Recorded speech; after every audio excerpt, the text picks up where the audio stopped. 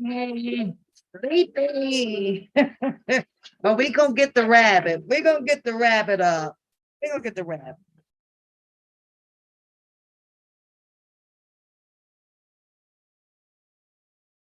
Hit the like button. Hit the like button. Hit the like button.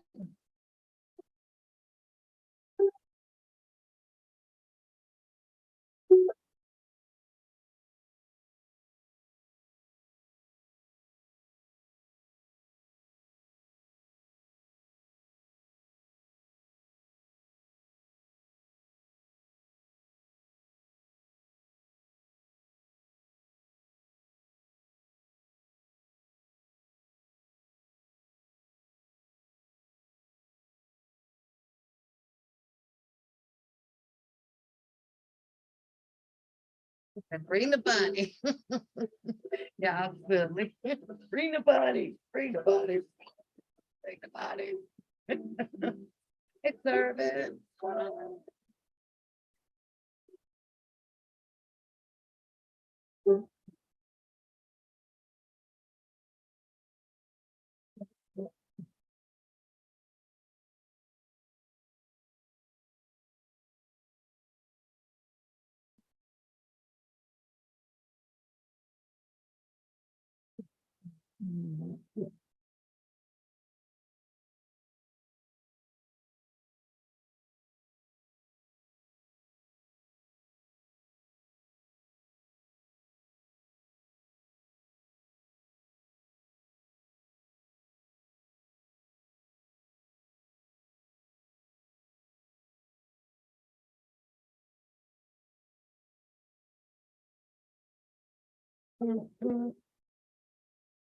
I'm up. Who's all up with me? I'm Wednesday night, y'all. I'm driving home and I'm like, oh, God. When you first, when you finish doing your duties, your priorities, and when you hit that door, oh, kick off the shoes. I'm looking at the bed. Uh-huh. Yes, ma'am, I do. But Rabbit gonna come on in a minute. Thank you, beautiful, for showing up in Harlem. I think I hit Priscilla. We'll see how many more mods we can get in here. Even though, I don't even be worried about the channel, So, we don't do that much blocking and stuff. We don't get bad vibes over here from people like that. Whatever. But y'all gonna have to give it a minute because the bunny is gonna come on, okay? But there's something important that I just chose to touch on dealing with Robert Sylvester Kelly's situation. It's probably been talked about out here. Y'all probably done seen it, all that good stuff, but I still like to keep the main man in the main highlight, okay? Them people over there is just not the highlight of my purpose of actually establishing a YouTube channel, which most of you guys should know now that I started my channel with Beautiful and Queen in the chat, you guys. I'm still trying to push her to kind of come back out, but as y'all can see, she's still ride or die with her sister over here. She ain't going nowhere, but she's a working woman now, running a business and taking care of new baby. So, baby girl. So, but just so y'all know, she still be here. She still be in those bushes, along with my other girls. Riri still around. She be in the bushes. Can y'all hear me okay? But for the three ladies that I know for sure that, got together with me and helped me push this channel forth. So y'all know it wasn't no damn book. It was them that with the motivation and let's do it, let's have fun and yada yada yada. So beautiful. I hope baby girl doing just fine and driving you crazy. Driving you crazy. Yes, I do. Because that's what the kids do. That's what the kids do. Now, I got my heat on, y'all, because sometimes I turn the vents off in the basement. So I just open them all up. So I'm waiting on the heat to come. But right now I got my little floor heater going. So let me know if that's too loud and interfering in the sound. I was gonna have some wine, but truth is, I really don't kind of drink through the week, we go to 10 toes down, sister, 10 toes down. We roll until the wheels fall off, as they say out here. And those ladies know that I love them. I love my ladies. You know, they've been here and they've been rocking, and they know my truth. They know my heart. They know the realness of Pap and all of that stuff. So I always say, if there's anything that I need to prove anything to, it would be to those ladies. And I have proved my heart and my character to those ladies. Most of you guys have been around a long time too, and peeped in, watched my show, has now become a supporter to help support my show, which I am so grateful for. Bought my wear. There's got a lot of people out there with my wear, you know, with my leggings and my t-shirts. I've been so grateful and blessed for that, because it was something that I think that I was nervous about doing, but I had become accustomed to enjoy doing it. So, you know, and I just kind of followed the routine of what the whole YouTube organization was doing. Why is my camera freezing up? Got to be the Wi-Fi. Look at it, and turned me albino. It turned me albino. Most of all is that coming out here, I got to text her. She probably do. Let's text her and wake her butt up.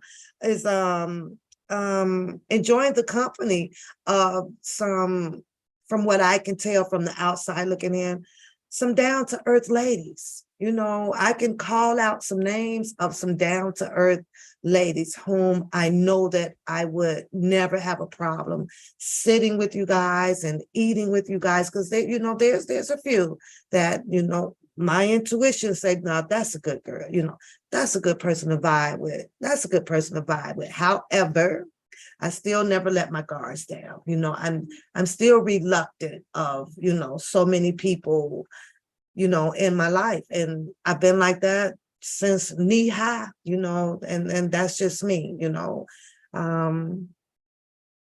Anyways, let's get on with the talk show for tonight. If you are coming into the chat, hit the like button for me. We're going to hit some videos first, right? We're going to hit those first, because I brought up Dreamhampton earlier, right? And there's just some things that I just want to put my opinion on the come about of Mr. Robert Sylvester Cali. What's going on, K Shady? Everybody, I see you, K, Cha-Cha, Frankie. Let me get my hellos out to everybody. Joy, what's going on? Perspective, what's going on?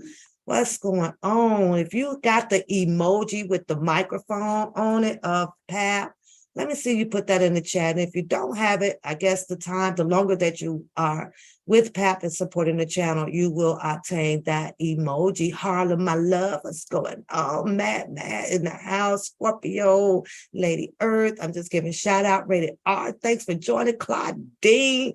Claudine, look, if I ever got to go, you know, sitting on the roof, robbing the bank, I'm gonna have to take Claudine with me. Claudine go, look, she gonna throw them bows, y'all. She gonna throw them bows. I have to have one of them. I have to have one of them on the backside. So you says that if I buy from you, will you make sure I get my girl? Absolutely. I don't ship them out. It comes straightly from the company. I don't even know that you didn't, I don't know none of that. You click on the website, on the about page, you'll see all of that.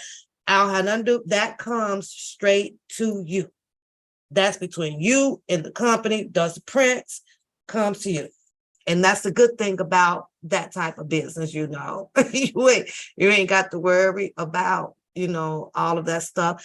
I still have my canteen, which is over here, in case, you know, you guys want to get your water canteen. So when you're on the show, you could be drinking out of the Onepapoose canteen thing. You know, get your hoodies. It's cold out. So still go over and support the Onepapoose grind, you guys, because you know, not that it's a big business, but it's just showing the support of love. That's all, you know, and of course, continuing to support the channel. I'm going to ask, you know, from time to time, but I'm not a big old, half of the time I can't remember it and be like, oh, it's on there. Just get on the about page and start clicking around. But cha-cha, ain't no worries down that field, honey. I know. No secondhand, you know, yeah, you know what I'm saying. Let's get into this one video that I actually want to play you guys, and then I have to get into another one. I do not own the rights to this video. However, doing my research, like I said, this is about the Dream Hunter. This is about the Lifetime docuseries, okay? This is about a different blogger who I don't believe made a video in quite some time, because I went down his videos. It's kind of been over a year, you know. However, I will give the shout out to this person for this video. His goes by the name of Yams Nation. I'm not sure if you guys have came across his video, right? But when I say commentary, this would be commentary. I'm gonna show you guys just a little bit of it because I do not own the rights to it, but I will let it play so that we can hear how he dissected and put out his opinions on the Lifetime docuseries. When I can't say it enough, this man did his job. He did the damn thing on breaking it down with his opinions. After this video, I want to follow it up a little bit with Dream Hampton's. I'm going to play the audio. I'm not going to drop the video on it, right? And you're going to get to hear her talk about her interview and time spent with R. Kelly, okay? And of course, the main topic when she went to visit R. Kelly to have a Q&A sit down with him was about Aaliyah, okay? Fortunately, it looks like that she didn't get the information that she wanted to retrieve from R. Kelly to put out here in the public. And it was basically off of that certificate of alleged marriage, okay? So somewhere in Dream Hampton's time of life, she took a break, almost 10 years off. In between that time, Jim Derogatis jumped in and he grabbed the story. But he grabbed the story basically off of some of the females that came forth, or, you know, and that Kim Fox bounced off of. And now we know as of today has come forward to drop the charges, state charges against R. Kelly. But it's about those same ladies that came forth. After that, I want to get into reading just a little bit to remind, and I know all of you guys know, just a little bit about the state charges and the females that were included in the state charges, right? And we know of 1 and 2, I believe, that ended up getting expedited up to a federal charge where they came to testify against R. Kelly. And that's kind of been the entanglement for me, listening to Kim Fox drop the state charges, right? But however, you had Jerronda Pace show up in New York for the federal case to give her testimony against Mr. Kelly. Oh, Muddy, I was just about to text you, but you're here. Priscilla is here. Okay, so we got mods on deck. I just got to see if Empress is available to come in the live, but let me see. Beautiful, can you see if you can text her? Because my phones are gonna get out down here. But so I want to get into that because I kind of been torn about that. And I want to ask you guys opinions about how, you know, how effective will that be, you know, in his appeal. I am now going to start here and there going back on my pacer and reading. Thank you, babe. Thanks, love. And reading some of the motions that are being dropped now. It's so time consuming, you guys. It's very time consuming, but okay, thanks, babe. So, you know, all of that, you know, how this ties in, but let's start with Yams Nation. And again, I do not own the rights to this video, but I want to give shout out to Yams Nation for his opinion and his diagnosis on the Lifetime docu-series. What's going on, Henny? So let me share the screen. Let me share my screen. Bang. Hello, everybody. Welcome to Yams Nation, where we read between the lines and try to connect these dots. On January 3rd, 2000. And I must say, this was an excellent commentary. A 6-part series detailing the sexual abuse allegations against a singer. Now, one of the main executive producers was Dream Hampton. Let me show it. I briefly discussed her connection to R. Kelly and Jay-Z in a previous video. The link is below. Basically, she was a writer in the music industry back in the day. And in the summer of 2000, she did a feature story on R. Kelly and spent 4 or 5 days in his studio. Now, I'm not going to speculate what happened in that studio, but whatever happened, she has spent 19 years pursuing this singer. 19 years. In 2019, she did a guest column for The Hollywood Reporter. She wrote about how and why she feels the way she does about R. Kelly. Now, to me, because of her personal feelings towards R. Kelly, she should have recused herself from the project so there wouldn't be a conflict of interest. This is a serious topic. She talked about, from her point of view, she wanted to get justice for his past deeds. Many people felt that way, that R. Kelly avoided the law and got away with a lot of misconduct. But did R. Kelly get away with some heinous crimes, especially in high-profile situations? First, Aaliyah, rest in peace. Back in the 1990s, there was rumors that he had married Aaliyah, who was 15 at the time. R. Kelly was in his late 20s. Journalists found proof of this, but nothing happened to R. Kelly. Why? Because the Aaliyah family didn't want to pursue the issue. In the second notable situation, a sex tape with R. Kelly and a 14-year-old girl surfaced in 2002. And in 2008, R. Kelly went on trial for this. He was acquitted even though there was evidence of a tape. Now ask yourself, why was he acquitted? One, the girl didn't want to take the stand. Her parents didn't even want to take the stand. They did not want to testify. Now you have 2 situations where the family didn't even want to do anything about it. Why do you guys think they didn't want to testify?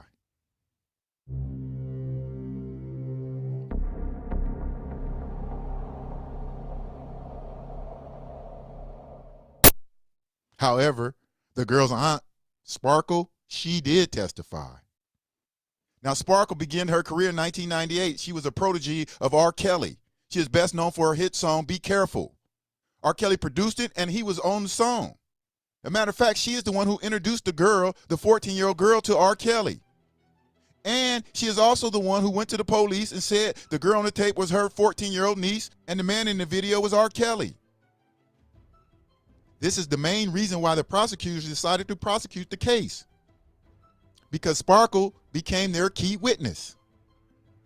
Now, while she was on the stands, R. Kelly lawyers caught her in a lie. Genson is one of R. Kelly lawyers. So basically, R. Kelly got off for the same reason O.J. Simpson got off. Back in 1995, O.J. was on trial for the murder of his ex-wife and her friend. The key witness in the case was Mark Furman, an LA police officer. Furman is the one who found the key piece of evidence by OJ's house, the bloody glove. But during the trial, he was caught in a lie about his past use of the N-word. There was many people who tried to say OJ's lawyers made it about race. But in reality, it wasn't about race, it was about lying. It is very hard to convict someone of a serious crime if the key witness is caught lying on the stand. And this is what happened in the R. Kelly case. Sparkle was caught lying on the stand. And even a juror said he didn't believe the girls. I just didn't believe them, the woman.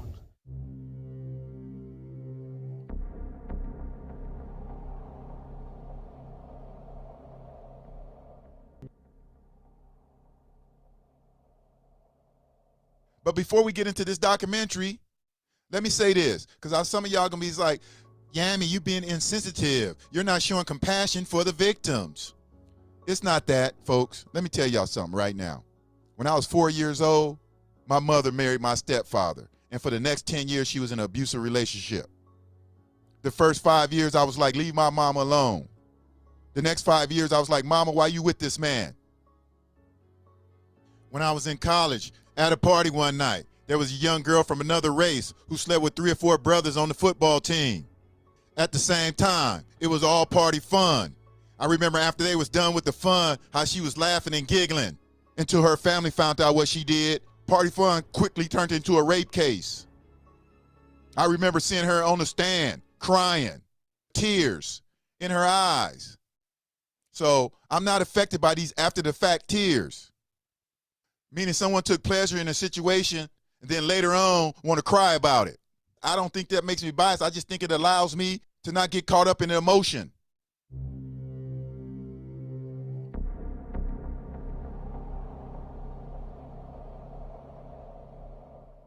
So now let's get into this documentary. Now, I'm not going to break down every minute of the documentary because that would make the video too long. I'm just going to get into some key elements.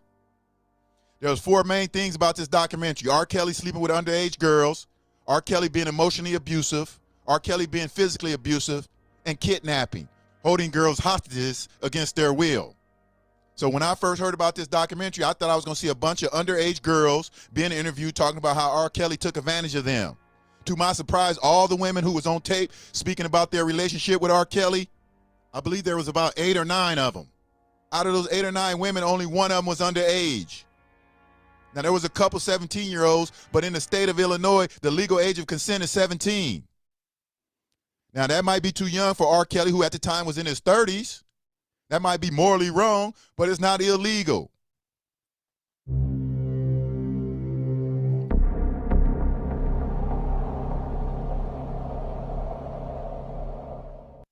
Now, the one girl that was illegal, her name was Geronda Pace. She said she met R. Kelly when she was 14, but they didn't hook up until she was 16. But when she did hook up with him at 16, she also stated she lied about her age. I did lie about my age and tell him that I was 19. So the only underage girl in this whole documentary admitted she lied to R. Kelly about her age. She said she was 19. And then later on, she also signed a non-disclosure agreement to not talk about it. But yet she in this documentary talking about it. And they don't ask her why about her non-disclosure agreement in the documentary. That was something was wrong about this documentary. They didn't ask questions to dig deeper. They didn't even ask her, did she have to pay the money back? And more importantly, if she did, who paid the money back? She got paid off. So with only one underage girl in this whole documentary, ask yourself, how did people come away with this perception that R. Kelly was sleeping with underage girls when only one was underage? And I know that's one too many, but she lied about her age. It was all mostly hearsay in this documentary. I'm not saying he didn't sleep with underage girls, a lot of them, but I'm talking about this documentary in specific. It was all hearsay. It was people talking about what they seen in the studio, what they heard about in the studio. When you see that there are girls there that look young, it becomes very questionable to me. And I didn't check IDs and didn't ask for IDs, but He didn't check IDs. So why is he even in the documentary? Then another thing they would do, they would put on the screen that a certain young lady met R. Kelly when they was 14, like this young lady right here. But throughout the whole documentary, she never talked about sleeping with R. Kelly herself. She only talked about what she seen in the studio. At some point, she became older, but never reported anything. And this guy right here was a cop speaking about what he seen. R. Kelly there on a regular basis, and these were high school girls, freshmen, sophomores. I couldn't tell exactly, but I know they were students at the high school. Well, if you couldn't tell exactly, how did you know they was freshmen and sophomores? But you could tell he was told to say it like that for this documentary. See, that's the thing I didn't like about this documentary. All these people talking about what they seen. This man is a police officer.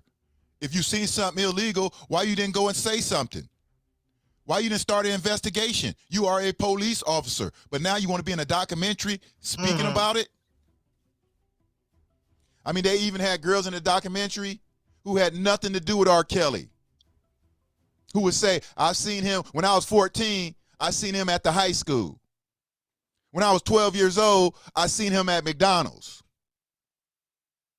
The first time I saw R. Kelly, I was probably around 12, maybe 13.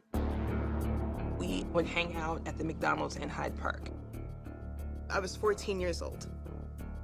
We'd always see him come in by himself, but leave with some student. Now, I'm not saying these girls are lying, but they had nothing to do with R. Kelly.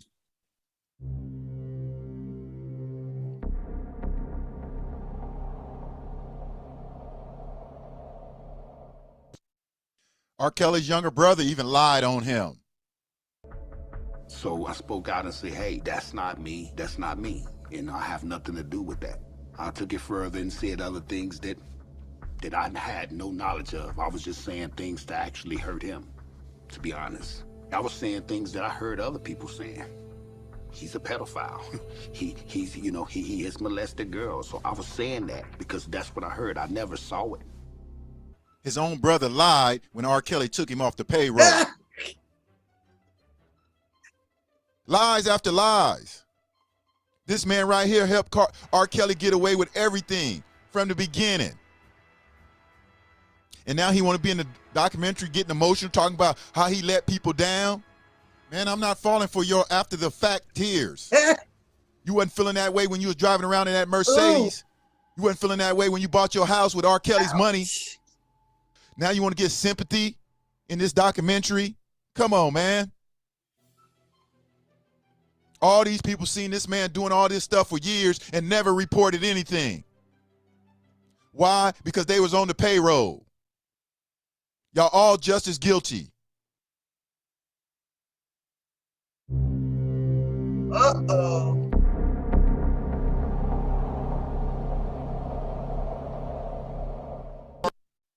People who enjoy it in the moment, but later on want to act like it was all bad. Case in point, this young lady, Lisa Van Allen. Oh. She met R. Kelly when she was 17.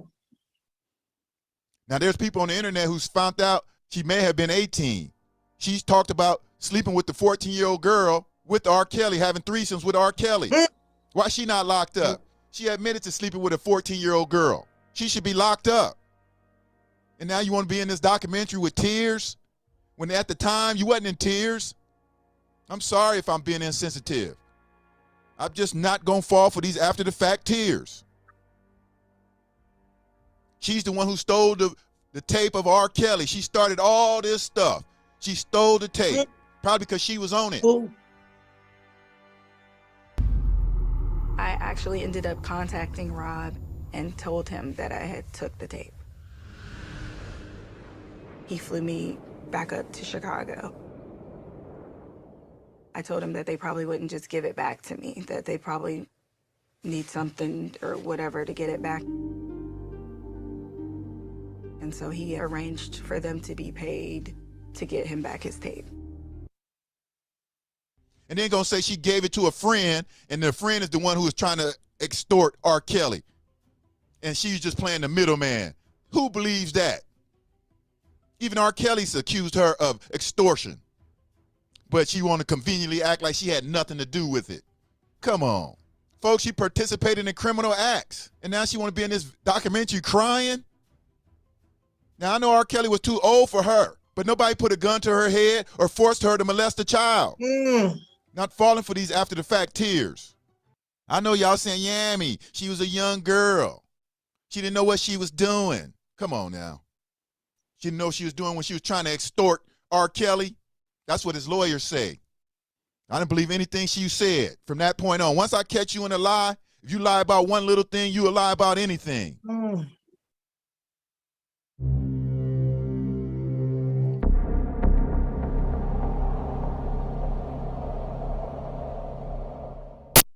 Even his ex-wife was in the documentary. What? And she said something, I just didn't believe her. And I'm not here to say she didn't go through some stuff. I'm just saying in this documentary, when I feel like you lied about something, how can I believe anything you said? You see this man right here, he was one of R. Kelly's helpers too. It was his bodyguard, a childhood friend. He was there from the beginning helping R. Kelly get away with all these things. And this is Andrea's brother. He introduced Andrea to R. Kelly. My sister, Andrea Lee at the time, now Kelly.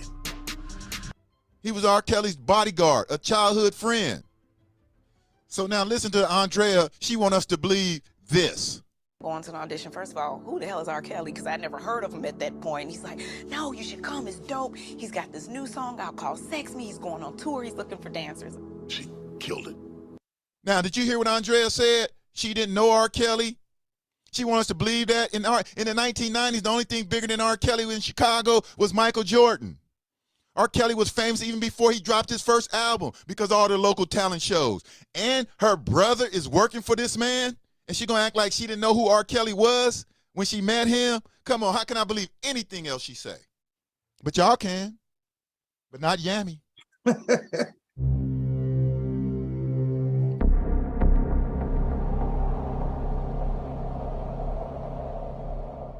This woman right here was 33 years old when she met R. Kelly. She quit her job, a professional job, to move to Chicago to be with R. Kelly. She talking about she was in love and in a relationship, but yet this man had all these other women around. Then she said she found out about the sex tape with R. Kelly and the 14-year-old girl. And she told R. Kelly, he got mad and told her to get back to Chicago. She told R. Kelly, I won't tell nobody, I'll keep your secret about the sex tape. How can I believe anything she said? When everyone know the sex tape wasn't a secret. Everybody knew about that sex tape. She said R. Kelly beat her in the car when she got back to Chicago. And the documentary people don't ask questions like, did you have bruises? Did you report this to the police? Did he lock you up from going to did he stop you? Did he prevent you from going to the police after you got abused? Time after time, they never ask these tough questions. But during this serious conversation, she chose to make jokes. Dance Moms was a show that he would look at, ironically, with little girls dancing or whatever. Now, can somebody out there tell me why she had to add that in this documentary? Because they wanted to add drama.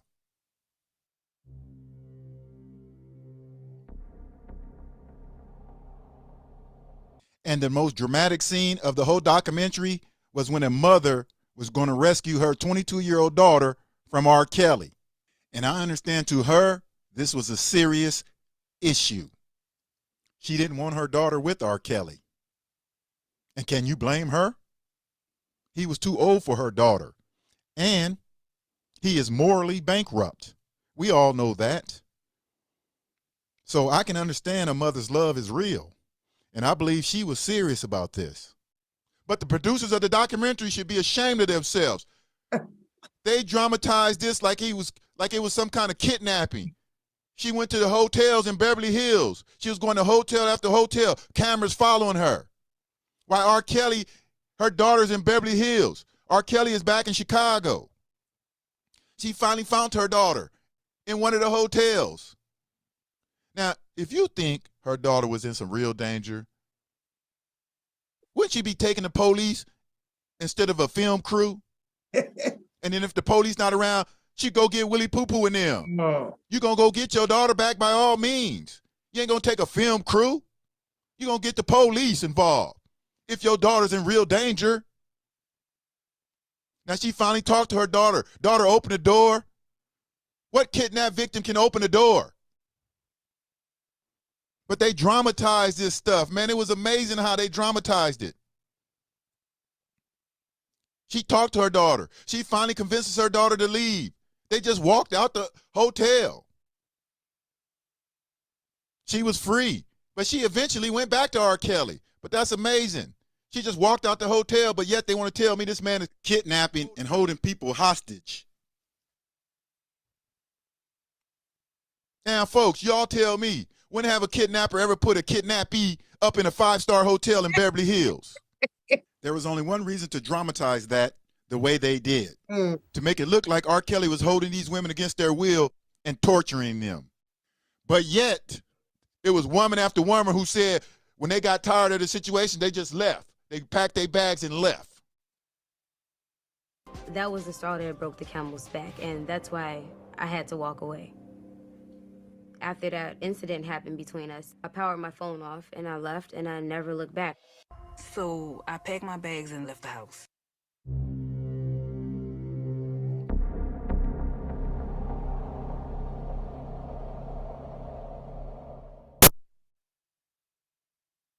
When I tell y'all that's some common. Federal prosecutors could rest their case today in sex trafficking trial against musician R. Kelly. Now Y'all, I was like, okay, shout out to Yam. Y'all am. So shut y'all. Now that was commentary. That was, do y'all agree with me? Put a one in the chat. When I say he dissected that freaking Lifetime, I was like, okay, I can get past his opinion about some of the things that he felt about R. Kelly in his age with some, but let's keep it real. The Lifetime docuseries prompt this whole freaking indictment against R. Kelly, right? Right? It prompted. So that takes us into the next phase of this show. Yeah, he put that down. He served that on a platter. He served that. That's commentary. The shit that we watching now, that's buffale. Okay, that's some straight BS when we gonna get to it when I put on my rabbit hat. Okay, we go hold that thought though. Because after I saw this, it just kind of led me into going back a little bit further. Yeah, that was some great commentary on it. It had me engaged because I was over here like, oh, I don't know why my camera froze, y'all. I have no idea why. It might be the Wi-Fi, but so y'all have to let me know if the sound is going in and out. But it's just that I done put a booster on it and everything. So, but when he had something that y'all, I was over here like, oh, okay. That is something to share. And I truly hope that, because it may get back to him or whatever. I haven't seen him do a live or do a video in over a year. I mean, close to a year now. So I have to give shout outs to him, more shout outs to him, because I did share his whole video. There is one more that he did, and it's even better than the first one, right? And then it seemed like, there's no more behind that. So maybe he did his due diligence on sharing his opinion of what he thought about the Lifetime docuseries, which he clearly stated, it just indicated a whole bunch of drama put together to get the world to go, oh my God, R. Kelly did all of this. Oh my God. And one thing that we have to keep in mind that it was basically off of literally all of the old shit from 2002 and a little scatter about years in here. But did we see a 10-year pattern like the law says with R. Kelly, with these same women? Oh, they were all gone. We had a new set of women, two of them, Jocelyn Savage, Azriel Clare. So he wasn't with none of the old ones that they charged him with for or about. I ended up being two. And we're going to get into that because I got to put on my rabbit suit for that shit there, because that shit came out with the whole Angelo and the Drunken Larrys and the Bookums show. Okay? But before we go into that, let's hear the way Dream Hampton comes aboard on this Lifetime docuseries. Okay? Okay. So I got a call. You have to let me know if y'all can hear it. I hope y'all can hear it. I'm trying to Bluetooth it, but it keeps shutting off. With Juno Murray and her. Empress, hey, Audrey. Hey, loves. Shakira, what's going on? Child. Juno Murray invented reality television show. I think they still do reality. Oh, my bad. I hit the button. The sisters in the bikinis, they're married to Kanye.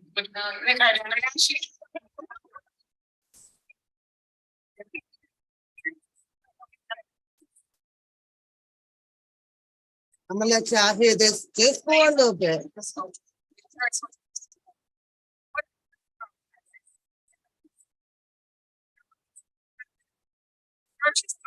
Kind of have to go their names, but I always forget.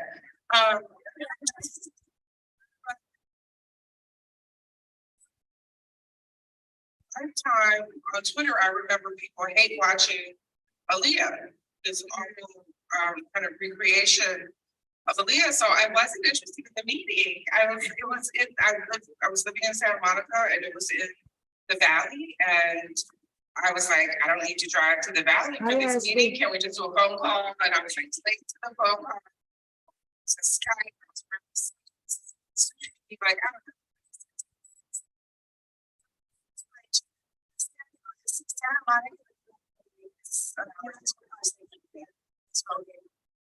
know. So anyway, when I got on the phone with them, they said, no, we're calling you because we'd like to do a different, more serious approach. And it's gonna be a documentary. And I was like, is it gonna have recreations in it? And they're like, no, not if you don't want to. I was like, okay, I'll talk to you. And they're really serious about it. I mean, R. Kelly is my generation's problem to solve. You know, I'll be 49 in a couple of weeks. And so that makes me about 5 or 6 years younger than him, maybe 4, maybe not. I think he just turned 52. So he's my generation's problem to solve. I am old enough to remember his debut. I'm old enough to remember the marriage to Aaliyah. I'm old enough to remember the tape, the rape tape of him committing statutory rape and abusing a 14-year-old. Statutory rape. The trial. And I say that because there's a generation that doesn't remember that. I'm not sure that you remember that. Like, Lauryn Hill's album just turned 20, and you know, like, so you have to remember that, like, there are people who are coming to this story that are new. And for that reason, the first episode, I remember fighting with the network. Like, I don't want to do a behind the music about R. Kelly, but it was necessary to establish who he was to this new audience. And why he even had the kind of impact that he did, and why he got away with what he did for so long. And so then I just started, so I didn't pitch this, to be clear. I was invited onto this project as showrunner and executive producer. And then we began the process. I had interviewed R. Kelly for Vibe magazine, the summer of 2000. It ran in their October 2000 issue. It was a very fluffy kind of piece about his process. At the time, we knew that he had married Aaliyah. They were both denying it, but there were different places that had published, including MTV and Vibe, had published the marriage certificate. I was told by his publicist not to ask him about the marriage. Of course, I did ask him about the marriage. And he just stared at me. He wasn't very verbal in general. I was just kind of observing him in the studio. And then, so that piece came out in October or November. And then in December, on December 21st, Jim DeRogatis, who's an actual journalist, when we were sitting there and I was introduced as a journalist, I turned to you because you are a journalist. And I said, I've never been a journalist. I take them seriously. It's just like if people, those of you who are in this work doing a particular kind of work, and someone says, oh, you're a social worker. I say, no, not a social worker. I do this kind of work. It's very specific. And when I was writing, I was in film school, and I would write profiles and essays and criticism. So I'd never done journalism. And on December 21st, Jim DeRogatis, who was also a music critic, wrote a piece showing that there was a pattern to R. Kelly's predation, that there was a 16-year-old named Tiffany Hawkins who had sued him for abusing her as a teenage girl. And that's when we realized not that the Aaliyah marriage was ever okay, but that there was this whole pattern. So I definitely felt like I had failed, you know, that I had been in the studio with this man for 4 or 5 days, turned in this piece that was primarily about his process, and failed to kind of, it's like being at Jeffrey Dahmer's house and not opening the refrigerator. You know, like I had somehow missed something huge. So after that, I never wrote another profile again for years. And so personally, being invited onto this project, to helm this project was a chance for me to pay that penance. Yeah, and there's so much you just said that I plan to circle back to in just a second, but and then what for approaching the project and sort of putting it together, how do you feel like your like Black feminist framework sort of helped guide that process of what each episode would be about and what direction it would take and how you would approach and tell the story? Yeah, I definitely, in those early meetings, was the only one with a Black feminist framework. They absolutely looked at this as a celebrity story. And I understood a couple of things as a Black feminist.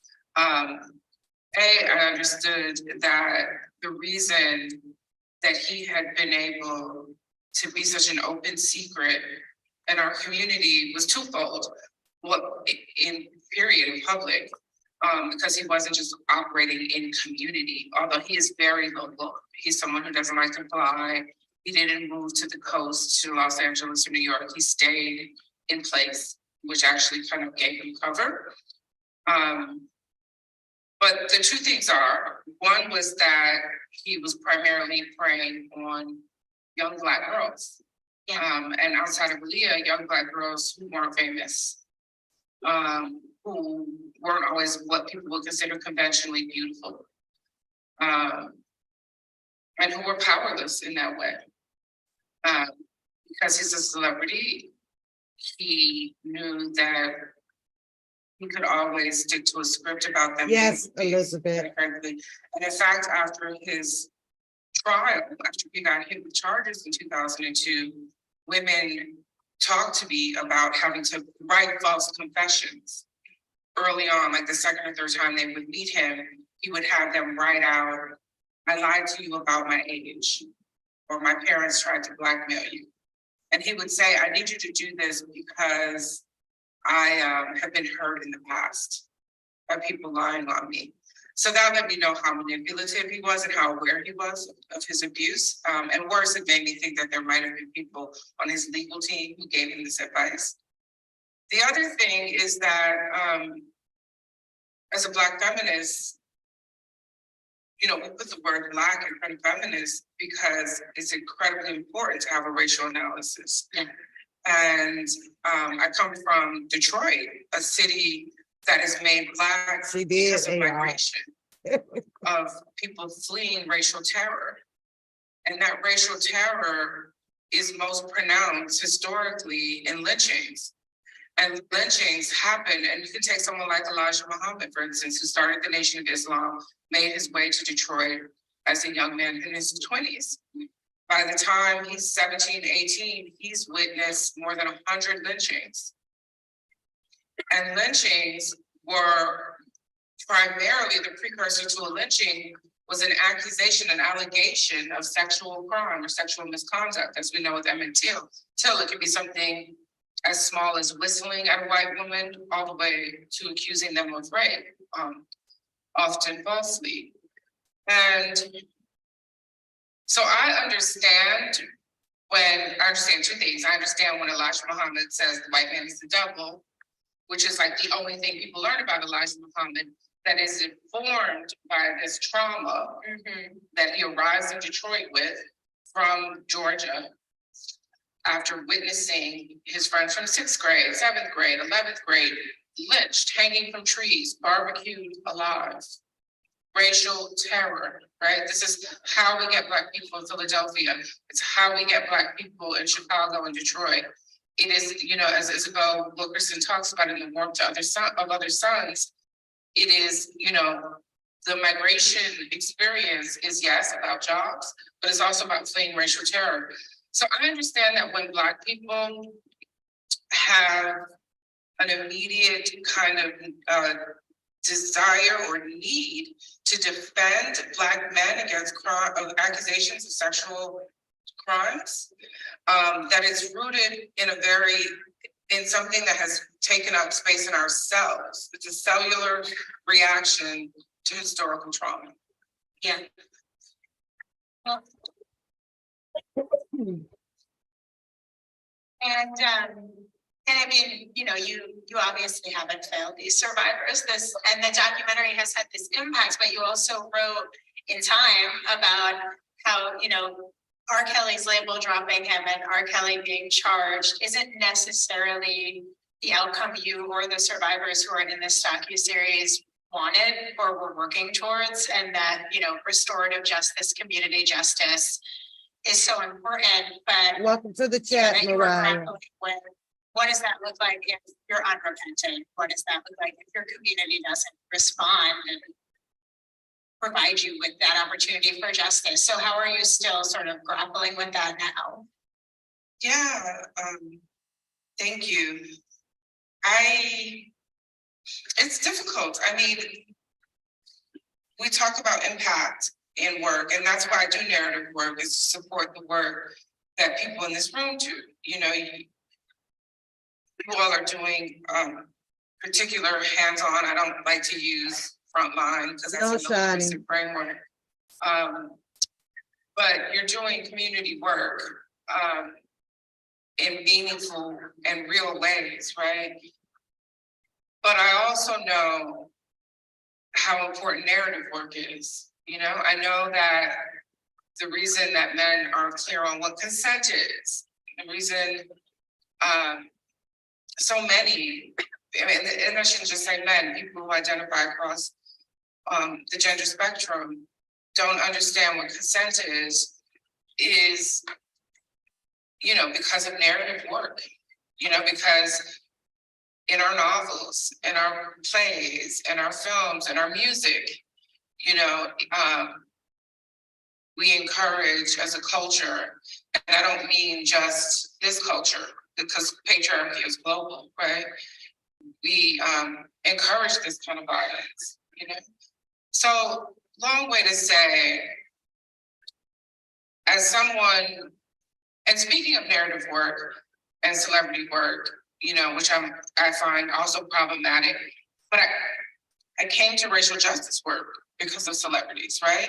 Like Stevie Wonder, when I was 12 years old, and it was probably because Harry Belafonte or Winnie Mandela asked me to, said, you know, please don't buy products that were made in South Africa, boycott companies that refuse to do business with apartheid South Africa. So I remember hearing that. I think he was on Soul Train, talking to Don Cornelius about it. And I was sad to sure, so I had to have been Don Cornelius. And I made a poster. I was doing a science project, and I flipped it over, and I was like, "Oh, Shell!" And I walked. It was February, and I walked to the Shell station, not knowing, of course, that they're franchised and that poor little Arab guy had nothing to do with apartheid South Africa. But I was like standing in front of his gas station with his sign, and people were asking me, and I said, "Stevie Wonder said." So I understand how important, you know, narrative and that kind of activism is how I came to the work.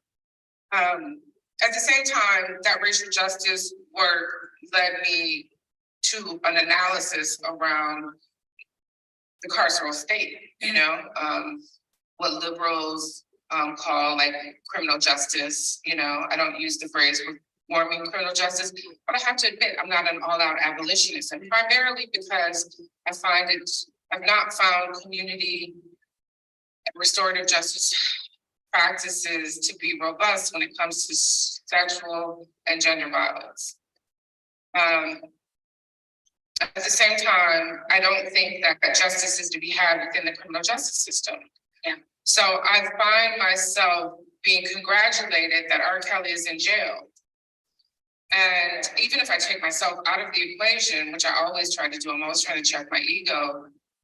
And I think about the women, I asked all of them, you know, what would you like to see happen to R. Kelly? What would you say to R. Kelly if he were here?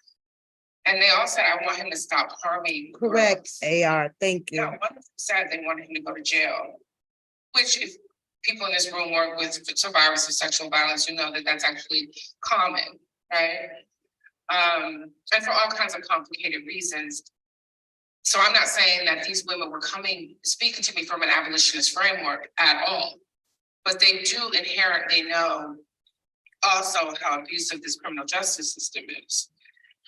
It's a system that, by the way, also denies survivors. Yeah.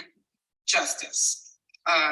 So survivors across the racial, from all races are denied justice in this criminal justice system.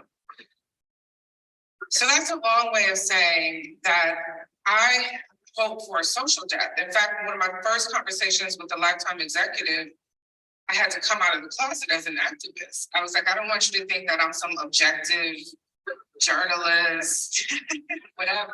Like, I want to see consequences with R. Kelly. I want to include the work of Mute R. Kelly. I would want to include the founders of Mute R. Kelly.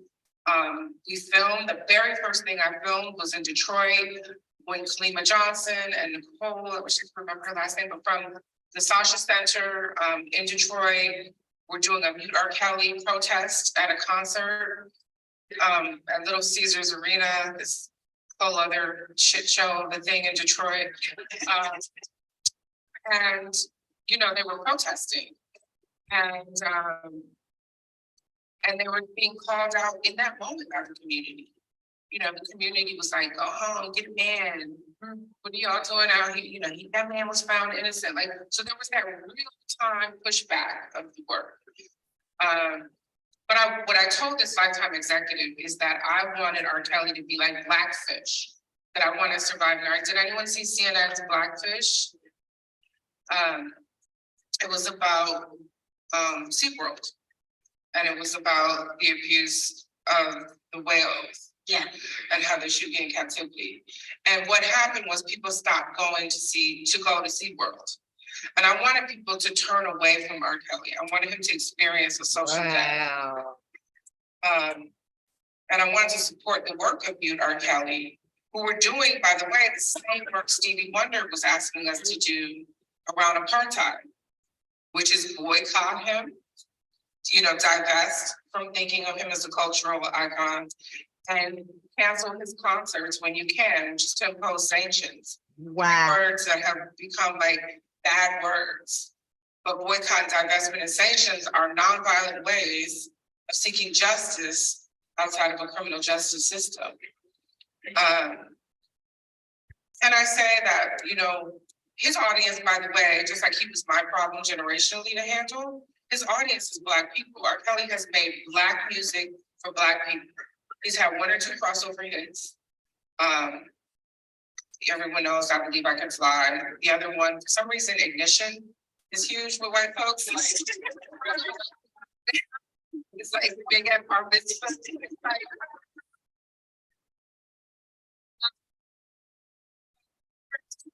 It's period. There aren't others, and we, as a community, we weren't turning away from him. And I thought that it was important to talk about the ecosystem of that dynamic also. Yeah, and I mean, the theme of this conference has been sort of how to leverage Me Too to go beyond that breakthrough, right? And I've been thinking a lot as I talk to folks this week about how does accountability become prevention? How does accountability become culture change? Because I feel like so much that has come out of Me Too has been calling people to count and saying, this happened to me, you have to believe me, and something has to happen because of it.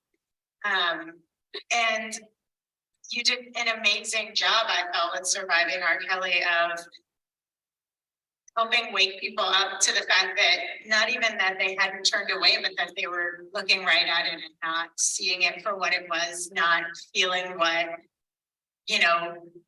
what we think we should feel when we see this kind of power dynamic playing out, this kind of age differential playing out, this manipulation playing out, this pattern. And someone else had actually submitted this question, but it was a question I had for you too, which was, how did you intentionally put that story together and use those survivor stories to sort of create that click moment for folks where there's a spike in hotline calls and where there's finally all of this sort of, oh my God, yeah, I'm not gonna listen to R. Kelly anymore, but also in a way where the survivors had their full humanity and they weren't, I think there was a lot of concern with Me Too as well about how many times do we have to tell these stories for public consumption and relive this for public consumption to create change. So how did you navigate that in sort of search of that broader justice? Yeah, I mean, well, a couple things that I learned from the movement, right? One, and it began with kind of online activism. I think of Feminista Jones's hashtag You Okay Sis, which was asking women if every day, you know, how they were after having survived street harassment, which is a daily thing for women and people who are femme-identified. And,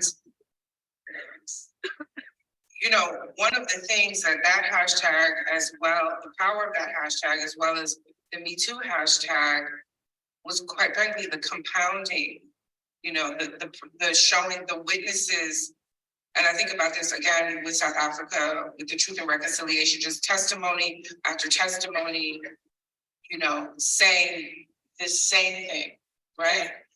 And it's horrifying to watch. I mean, did anyone see that I'm okay? Are you okay, sis? Does anyone remember that hashtag? Or the conversations about street harassment that were happening, not just on Twitter, but I'm sure on Facebook. But of course, there's that moment of me feeling like I was alone and wow, this happens to everyone. But what I learned from that as I began to do this project was how important it was going to be. And this was also something that Brian from Lifetime insisted upon, was I that know, right? we have It's funny that she came up with the idea based off of her watching Blackfish, which was a film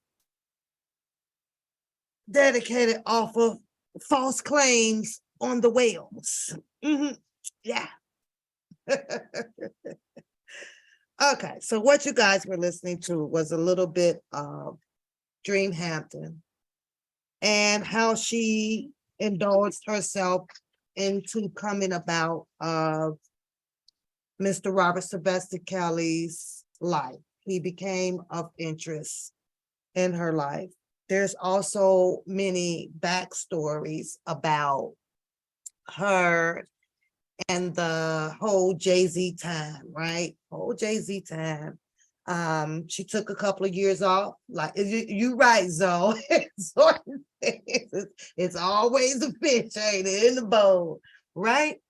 So somewhere in between her downtime, vacation or whatever, the 10 years or so after Mr. Kelly, she would have had to known that there was also peculiar pictures between Aaliyah and Jay-Z. Funny how no document or no widespread rumor came about from Dream Hampton on that. She had to have been around that time. She also had to have seen these pictures that stays afloat on YouTube or wherever else they are displayed, okay? So it's just weird. Now I just wanna go into just a little bit. I'm not gonna read this because I don't wanna bore you guys too much with it because you guys all know the details of the ladies that went in front of a grand jury and prompted, allegedly, you know, came out after Kim Fox made the announcement of please come forward. You had Rhonda Pace. You had, let me see all these other girls' name located up in here. Nia, you had the mom and I mean the mother of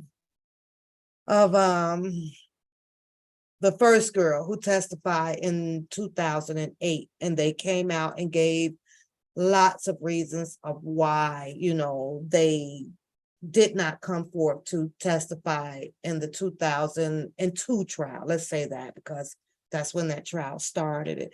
And of course, that was bought and sold out here. And you had the governor, I believe, come out and open up this bill, pass the bill, the people passed the bill based on the fact that there is no time limit now to come forth against whom someone would be your alleged accuser, or you're allowing you to be the victim of falling in hands to the person that you believe may have hurt you some time ago, whether it was 50 years back or 100 years back.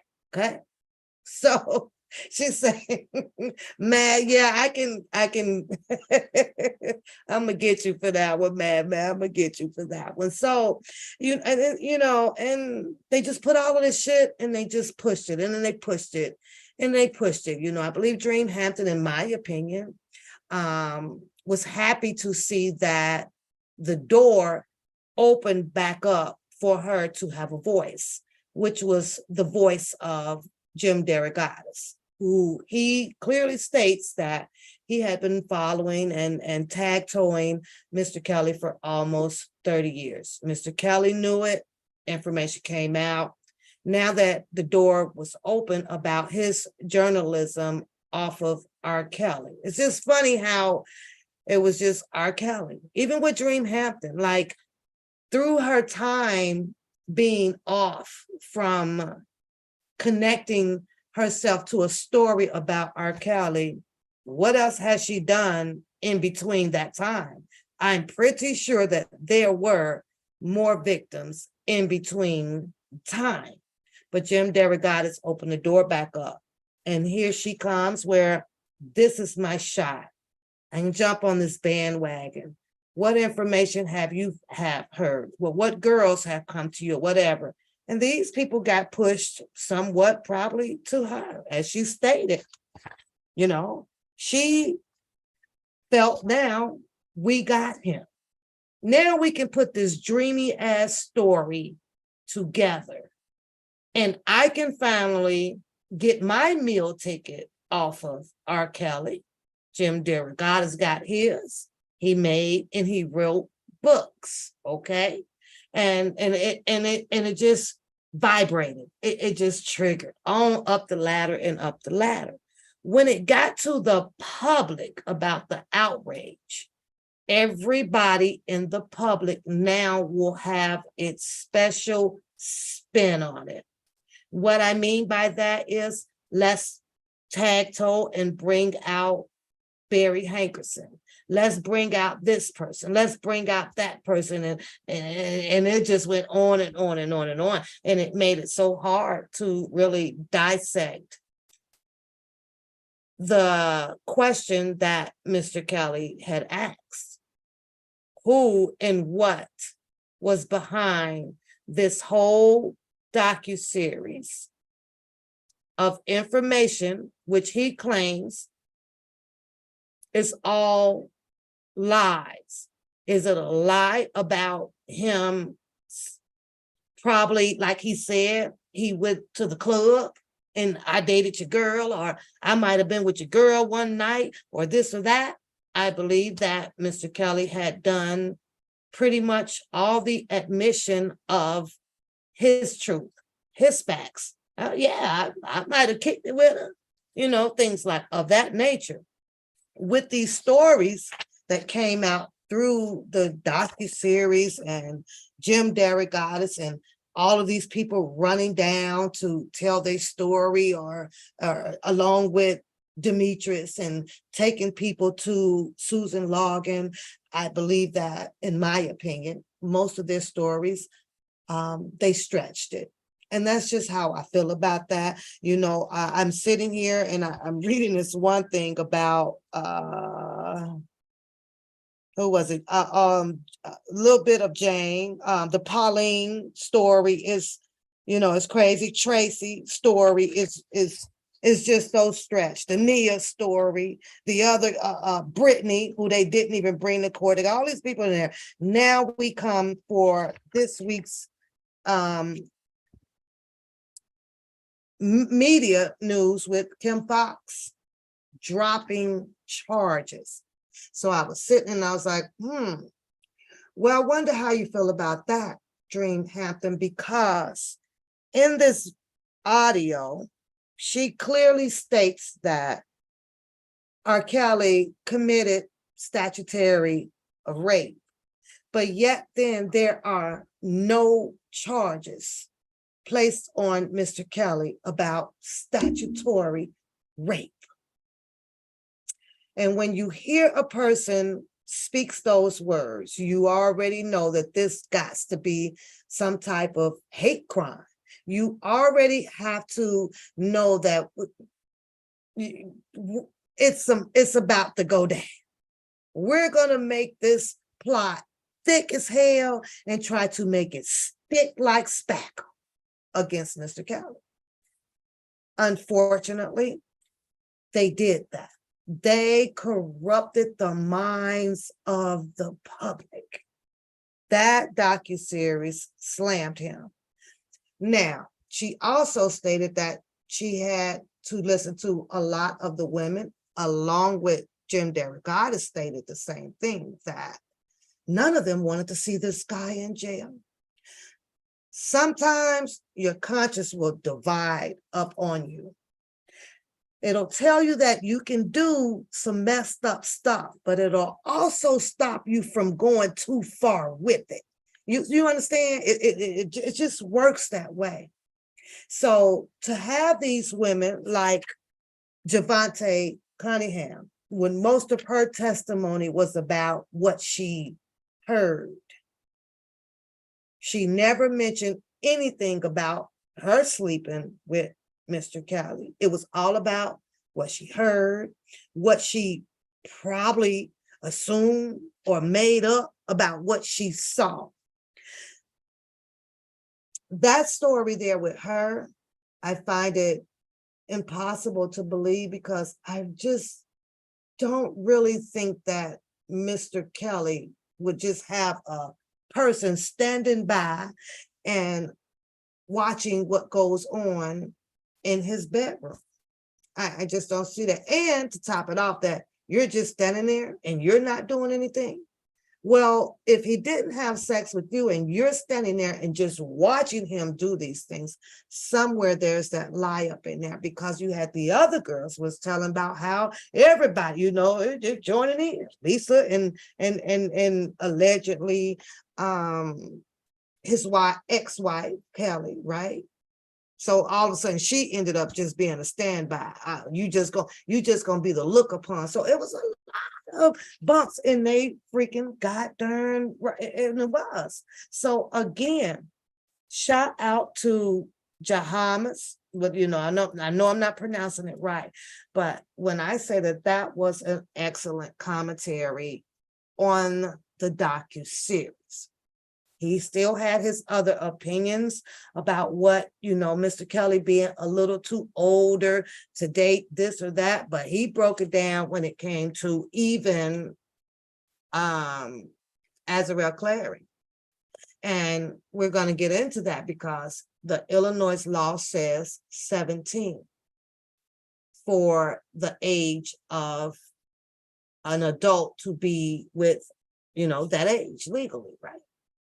And here we are listening to the buffale going on. Yeah, that was a good video about Azarel being a child and ignoring the age, ignoring the fact that she has spent quite a few years. She has claimed this man as her man. She did all of this. The mom and the dad had been quiet from what we found out for quite some time.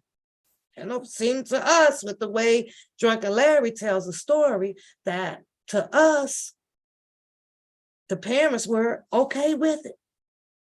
Right? They were okay with it. Now we're at the point where your government decided that, well, since the parents are coming out because of the savages, allegedly they tried to stay, behind the scenes and keep it quiet. I don't know if it was because they might have been getting money to be quiet or whatever the case may be, but they were quiet. And then the savages started, with their show about Jocelyn Come Home. So it forced them to come out to show a little bit of interest that Azarel was also adopted, kidnapped, held in the coat and traveling across state lines. So now the government decided that's it. We're gonna run the Mann Act on Mr. Kelly because she visits another state to be with her man. And now this is where we sit. Fifth quarter, going into the fifth quarter. We going into the fifth quarter where now you have the three amigos. Allegedly, it's four. But right now, the showdown of the hoedown, we are three amigos. We'll throw Angelo in there, you know, from time to time. But for some reason, he chose to not be out here to go back and forth with the slander or the justification or whatever. He done his whole show. Bookham wants him to appear again, to show out with the non-only Sharon Winbush. 7 o'clock show. We can do this, man. We can do this, man, he says. That's what he says. We can do this. We got this. We gonna show you. That's what he says, y'all. I kid you not. The boy said it. So, as I was minding my own business with my binoculars, because what I do with my binoculars is my own business, but let's get into Bookham and the Drunken Larry shit. And there's going to be some other names that may come up because they were mentioned. Okay. Oh, shout out to that video, you guys. Shout out to that video.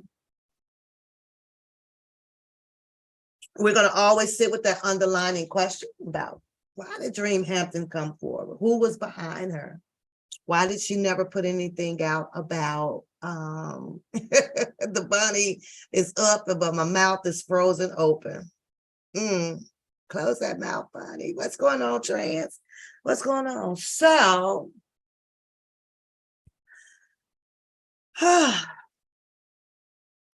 first of all, this boy starts his live off about when he catches a lie, put lie in the chat.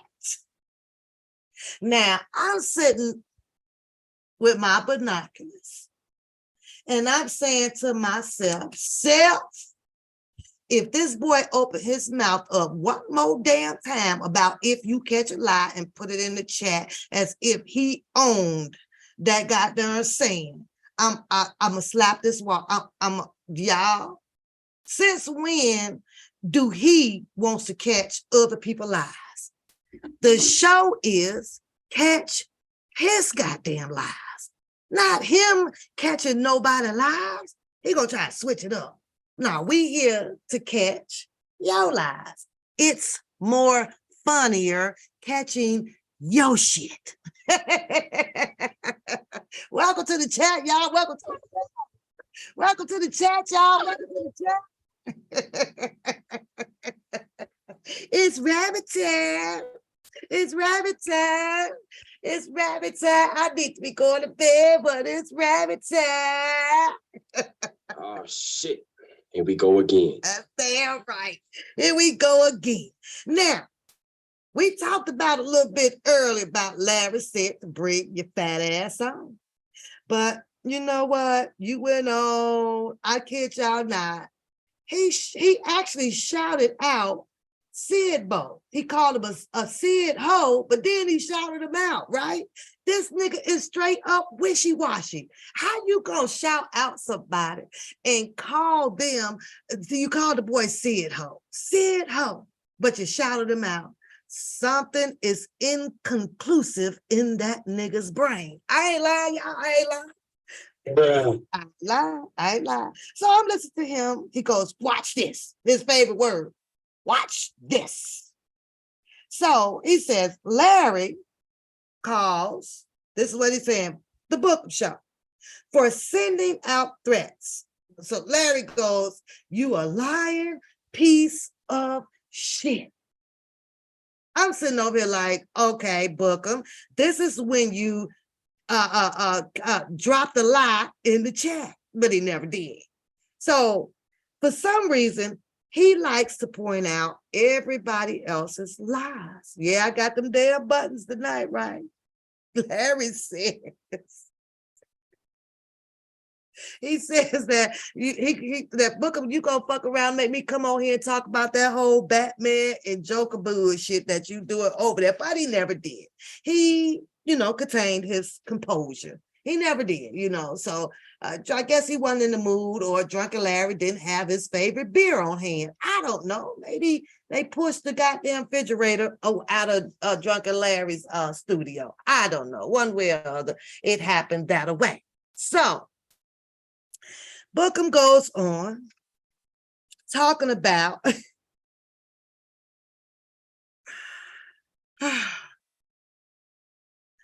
that the panel was taken up for Levi, cousin Levi lies. Cousin Levi lies. Now I have to ask the chat, how long did you guys witness Bookham covering up for cousin Levi? Huh? How long did y'all see that shit go on? How long did you see it go on? Bruh. Levi, hit the link. Hit the link. Hit the link. Levi, hit the link. Because I know I did. I know I did. Y'all. Oh my God. So,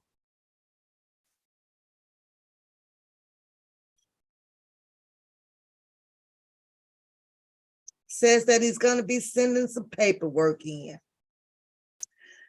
Yep, sending it in to Larry's parole people.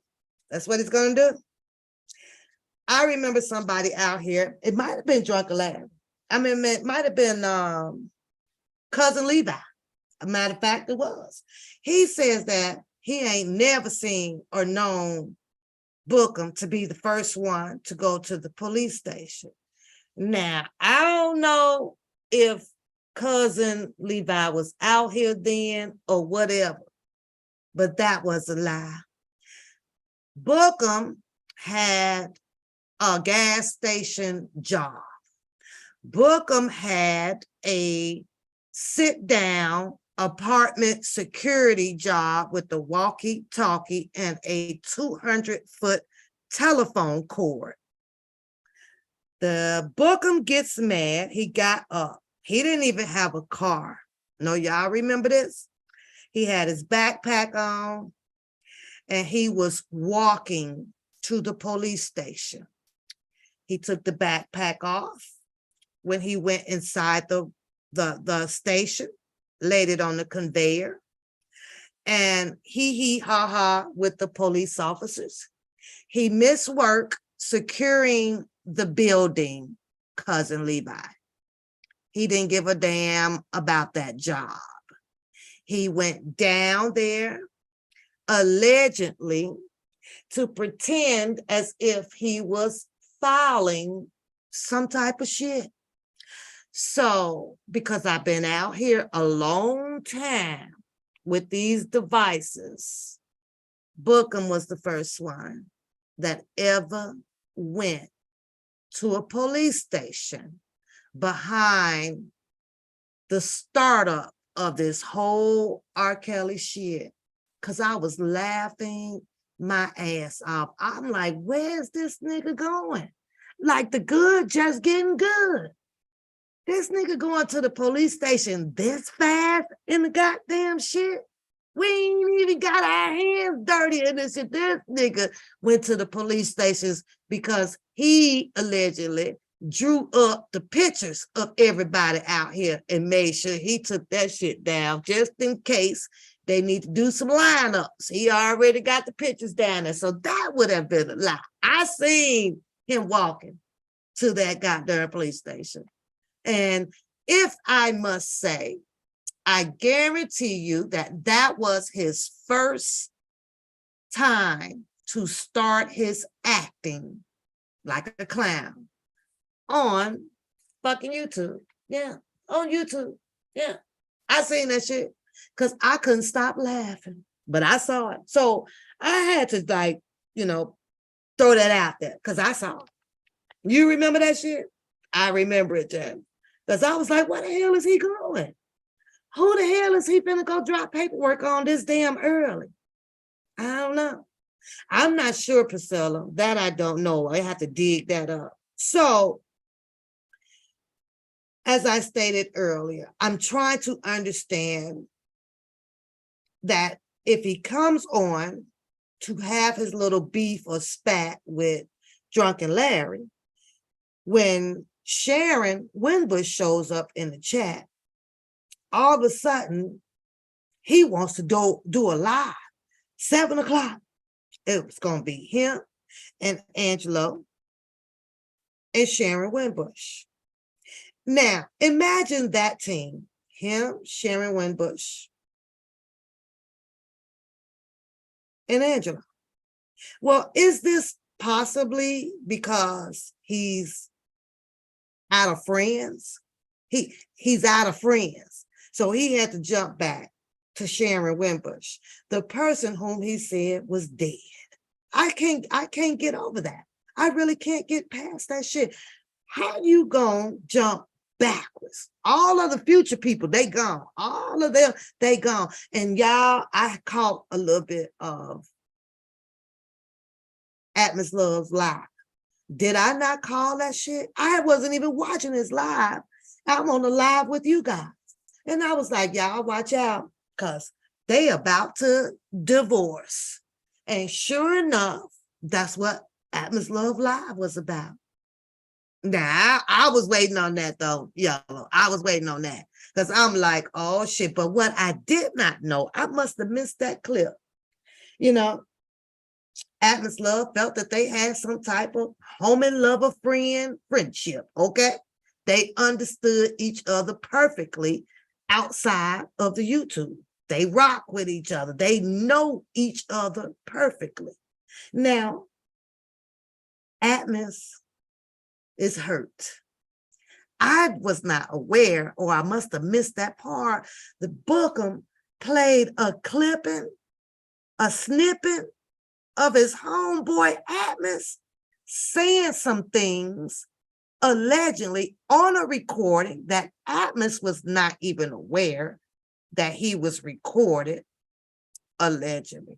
And Bookham dropped that shit because he heard Atmos say some names about some people that was in his chat. These are Atmos people. But see, Bookham took that shit to try to use it to his goddamn advantage. Yeah. You said they both were hurt. I hope you're not saying that Bookham was hurt, because I sure wouldn't give a fuck. But that's how dirty that boy can be. Booker was said to go and watch Azrael, and that's why he was always downstairs for Angela. Ooh, child. Child. You said now that makes sense, pal. SW, yeah, she was very, very hard. Capone, that was just weird to me. That was weird to me. You jump back over here to allow someone to try to drag you back in the buffet. Hi, I ride solo. Like, are you serious? Are you serious right now? You can't be serious, but yeah, she was with it though, Capone. She was throwing her hands up like whoop whoop. Okay, we gonna do this. We gonna do this. I'm like, well, I'll be damned. R. Kelly, you got some clowns out here. So my thought about all of this and the way it came out was because Drunken Larry started calling this boy his hoe. You my hoe. You my hoe. And do you guys realize that he literally told everybody that he was his hoe? So ask me, why do you say that, Pap? And I'm going to tell you why.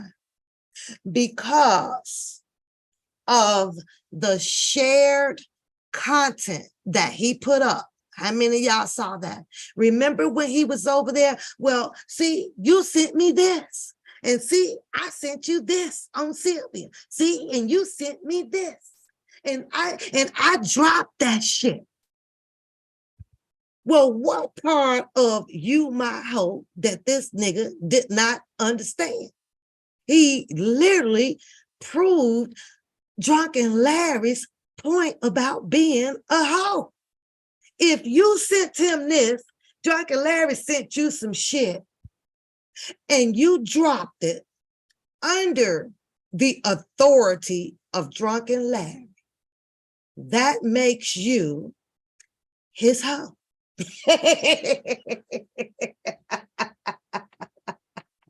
That clearly makes you his hoe. You did it to honor Drunken Larry, the shit that he dropped, because you and your feelings about some shit about Sylvia. Are you kidding me? First thing that I asked myself though, y'all, was, does this nigga like really have anything of his own work? He already admits to everybody about of people sending him some shit. They sending it to him. You were his hoe. What you should have been doing was to not be his hoe, was said, man, nah, I ain't dropping that shit. But Drunken Larry said, nah, nigga, you gonna drop this shit. Is it about Sylvia? Oh, hell yeah, I dropped that shit. You became his hoe. What, like, how complicated is it to not understand that? How? The shit was weird as hell. Does he not hear himself clearly admitting to being this man's hoe? Crazy shit, y'all. You know how he defended that shit? By saying some shit about how Sylvia came over there talking about some you fixed her credit. That's how he cleared that up. That doesn't clear up you being a hoe. That didn't clear that up. Yeah, Larry is the Wizard of Oz. He was the Oz in this shit. Yeah, he's the Oz. So you sit up there, disrespect, and he has disrespected everybody. But you got to, think about it. He done already told everybody he don't get no fuck. Now, this whole thing about if Mr. Kelly comes out to say anything about me negative, he cleaned that up a little bit because he was like, fuck it, I'm just going to drop everything. I'm going to do X, Y, and Z. Then he comes back to clean it up with, now, then I'll just walk away. He said, I'll just walk away. I'm like, well, wait a minute. What happened to you dropping everything? Oh my God. That's cool. That's crazy, right? I'm like, this boy is really, you's a coward. He's a coward, but it is what it is. So he talked about infiltrating. And I asked you guys to keep up with that word when we come live. He wants to infiltrate. He wants to infiltrate infiltrators. Let's go on, Tiffany. He wants to infiltrate infiltrators. And I have to ask Bookham, how did that shit work out for you? Because it don't look like it played out too well. It looks like they infiltrated your ass just as well. How can an infiltrator infiltrate? Someone who has knowledge of already being a halfway ass crook. How? How can you infiltrate a crook? How? How can you do so? Or a thief, or a liar? How? How? And who paid him to go to infiltrate? Under who? Because all of these other guys came out to dig up information. The what's his name? Mr. Harris, the Don Russell, and quite a few more people. And none of them had to go and lay in the bed with snakes. Why y'all think that he did it? Yeah, he done said that over and over and over and over, Audrey, over and over and over. Nah, this is his adrenaline. This is his adrenaline. This is what he likes to do. This big ups this man, especially when there is no 2.20-second show to try out for right now. This is what he got. This is his bag up plan. Yeah. Welcome to the chat, y'all. Welcome to the chat. Welcome to the chat. Welcome to the chat. Welcome to the chat. I ain't even halfway done. No, not much. Not much. Tip, not much. No. He put himself there to infiltrate. Out of how many years has he been aligned to the other side of the track? Being the caboose that is, right? And I like to do him because he came out to appear to take this leadership of advocating for Mr. Kelly, 10 toes deep. Everybody got upset, because he's over there on the other side of the track. Everybody has been thrown this old buffale shit that it's okay. It's okay what y'all see. It's okay. Grown men can have intellectual conversations. We can have panels. Let's go. And the panels turned out to be infiltrated with infiltrators, with people who really thought that they were pulling some shit over smart people eyes. Speaking of smart, did I hear this Negro says, what a smart dummy. I heard him say, boy, this sure is a smart dummy. Booker, you might as well add yourself to that list of being that damn smart dummy right on over there with Larry, the Wizard of Oz. That's where you need to go. Because an important message was put in the chat, and it was, don't you know every time you open your mouth trying to trick out another fucking nigga, you tricking out your own damn self? When are you going to realize that there's no way around your defense that does not make you fit in with the damn snakes? Let's go. You tell on yourself every single time. No matter, you just need to stop trying to clear it up. You need to stop trying to clean it up. You need to just let stuff go. Just let it ride. Because you can't clean up nothing. You can't clean up a darn thing. But back to this infiltration that you claim was the reason why you were there. Now, what I can't understand is, did he just go in to infiltrate on Drunken Larry? Because he don't mention anything about infiltrating on Angelo Clary. And you have to keep in mind, Angelo Clary is the dad of the star witness, right? So why wouldn't you want to get in with Angelo Clary to see if you can infiltrate and get some clarity or more evidence that Azarel was doing X, Y, and Z from her dad and her mom being entangled with that to free R. Kelly?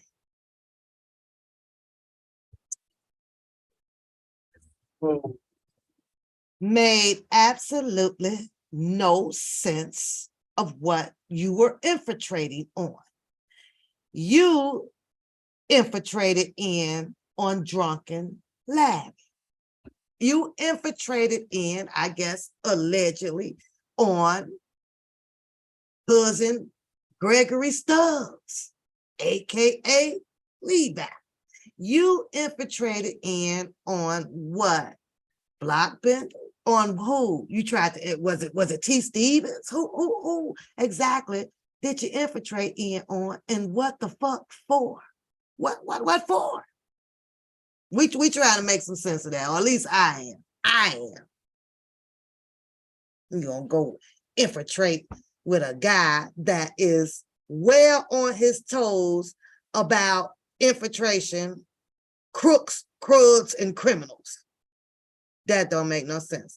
Why do he feel that he's the smartest smart dummy out here is beyond me. It's beyond me. It's beyond me.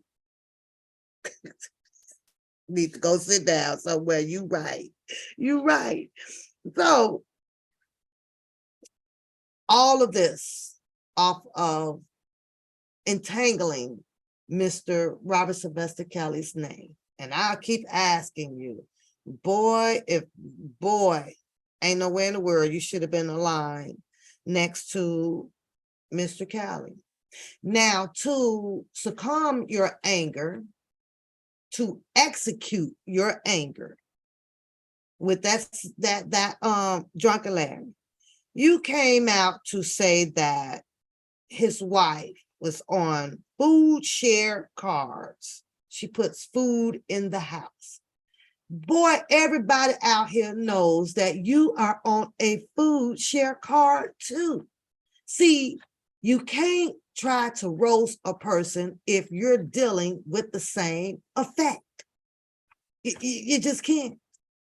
You just can't. It just doesn't work that way. Look, everybody knows you done got fired. Everybody knows that you done got put out your place, allegedly.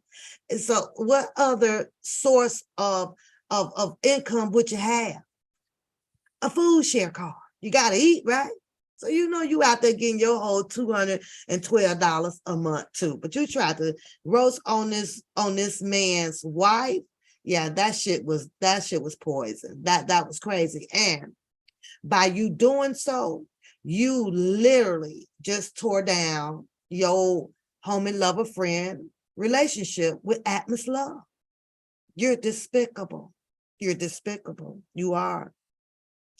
But Drunken Larry comes back and he put out there, which I know what both of you guys are doing, talking about you guys spew out stuff that you didn't heard around the YouTube streets. However, it still sounds funny. You said, Larry says that you robbed Mr. Kelly's house.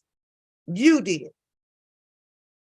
Now, the man who actually pulled up with the U-Haul and all that stuff, y'all better sure keep that man calm and cool and collected. Because if he ever has to tell the situation about who hauled that goddamn wash and dry up out of there, boy, book him. I don't know why I feel like he gonna be saying y'all name. He gonna be saying y'all name. Because you say you've been around him all that time. And if the thing that Bookham, if you didn't do it and you've been around R. Kelly all this time, why you never came out to really tell who robbed R. Kelly's stuff?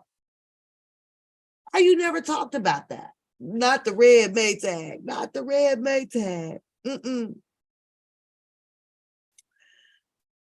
Oh, let me see what else you said. Oh, here had me cracking up.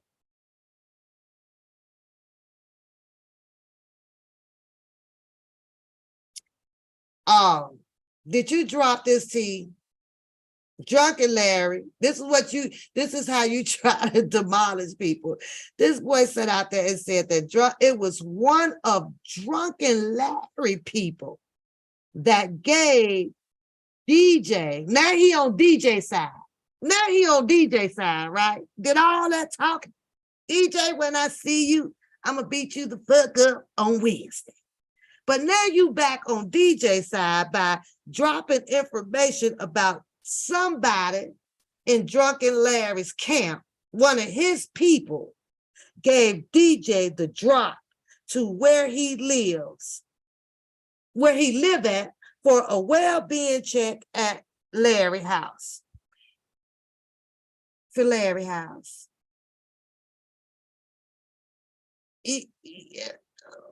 You dropped that for what?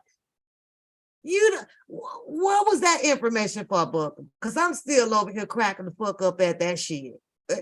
What is that for? Are you trying to give DJ some information? Are you just trying to get one of Drunken Larry people in the camp in trouble? But Drunken Larry don't give a fuck. He gonna keep all them people as fucking moderators. They over there dropping $200, $50. He don't give a fuck what they say, as long as that thing go ching ching. Drunken Larry can let them. He don't give a fuck if they go behind his back and talk about him, long as they show up and put out. Now, how you think that you was finna tear a house apart on that shit by dropping some shit about some damn things? Then, nigga, you turned around and said, Book, why you say when you went down there that was the witness protection house?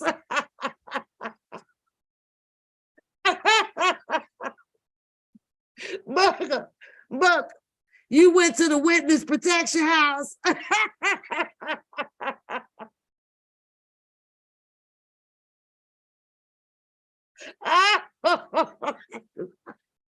Book, what you doing down there at the witness protection house? That's what I want to know. What is you doing at the witness protection house? Because that boy did not tell you exactly like that was his house. He come back out here to tell you that was his sister's house.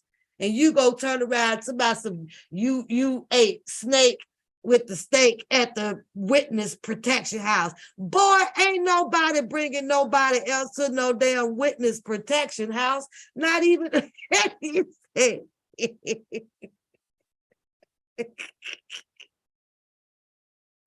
Drunken Larry invited you down to the witness protection house. Boy.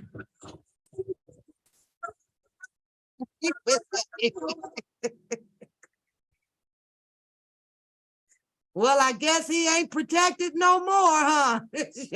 Your ass knows where he at. They gonna have to move him quick. Shit. I can't believe that you got to know where the witness protection house is at, boy. And the only people that would know that is people that actually, carry that badge or something, or was checking in or something. I mean, like, are you Drunken Larry probation officer? Are you Drunken Larry's down low probation officer, nigga? Are you? I just want to know. I just want to know. Oh my God. Larry said that, boy, you stop running your mouth. He said he put a lot of miles on that hoe. That's what Larry said. I put a lot of miles on that hoe, meaning that he allegedly used the hell out of your ass for almost 3.5 goddamn years. Yeah, 3.5. Now, how did you let that happen, Book? How? How did you let Drunken Larry use you up like that? Well, I'll tell you why. Because you got a bunch of shit from Drunken Larry. He hooked you up. In other words, he tied your tongue tight. He just twisted up. And you sold, allegedly, your soul over advocating, over being 10 toes down for these niggas. They bought y'all. They bought y'all, allegedly. They bought y'all, boy. They bought y'all. Now the shit has hit the fan to where now you're going through a whole goddamn divorce ceremony campaign out here. Yeah, he got paid.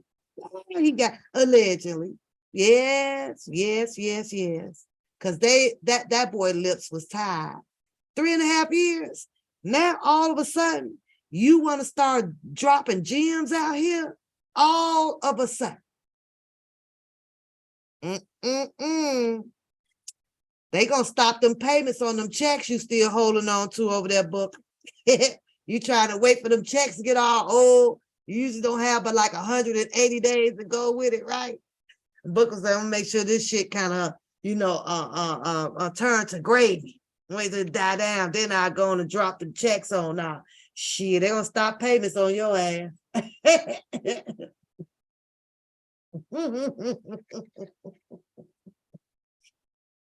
I'm sure it was, Jana. I'm sure it was. I put on here, how do you say shit about what DJ has done or what he has done, to DJ? So, and I asked myself, well, Bookham, you did the exact same shit. But now the tables turn and you think that your nuts are golden. Ain't that a bitch? You cohorted with Levi on getting that alleged DJ all locked up. You ran the whole bandwagon with cousin Levi with the shit about the the hit and run. You cohorted with cousin Levi on locking him up about some information that happened with his daughters. You allegedly was supposed to go and bring his daughters on your freaking live. You read everything off of Facebook. Everything for what, almost a week straight on that man over there. And I believe you did it under the authority of cousin Levi and possibly Drunken Larry. And you wonder why he called you his hoe. Yeah. You had no sense of direction out here on your own at all. And I do believe that Drunken Larry, when he says that he put miles on that hoe. In other words, when them niggas said bark, you said how loud. And you did that shit. Now you wants to find a way out by dropping they shit. How you gonna drop a nigga shit that you were included in on? How do you do that? Oh, I know, by saying that everybody allegedly is lying on you. That's crazy. Oh yeah, Lily, everybody. And that's a question too. If he is looking at the pictures where your mother went through the whole incarnation with Robert Sylvester Kelly, your mother, right? And you obtained ownership of the name My God Brother through your mom. But yet then he came out here, and started joining the bandwagon under the authority of Drunken Larry and allegedly, possibly cousin Levi. And allegedly he jumped on the bandwagon of Trent. Go ahead on and go after Lily too. That's what I believe his mission was. After watching all of this shit, and you think back of everybody that was attacked. It is just, the picture is just there. Oh, it's coming back around. It's coming back around. But you ran that story over there that came off of Facebook for damn near a whole week. And when you think about it, like, you wanted to tell the people that this had to do with DJ because you felt that DJ was doing the most damages, or he was working with the Don Russells and this or that. And you want to be out here as if you have loyalty. You don't even have loyalty to the game. You don't even have loyalty to the game, but that's you. Larry said he put miles on that hoe. We did that one. How does Bookham say this shit? We did that one. Bookham plays the video of Larry with allegedly groping his daughter. He plays that video of drunken Larry groping on his daughter. That's what he called it, right? I remember that video being played, and when it was played, that nigga didn't say shit about it then. He went after the people that played the damn video. He went after the people that played the video. Now we in a 360 and you going after the person itself. Boy, boy, boy, boy, boy, boy, boy, boy.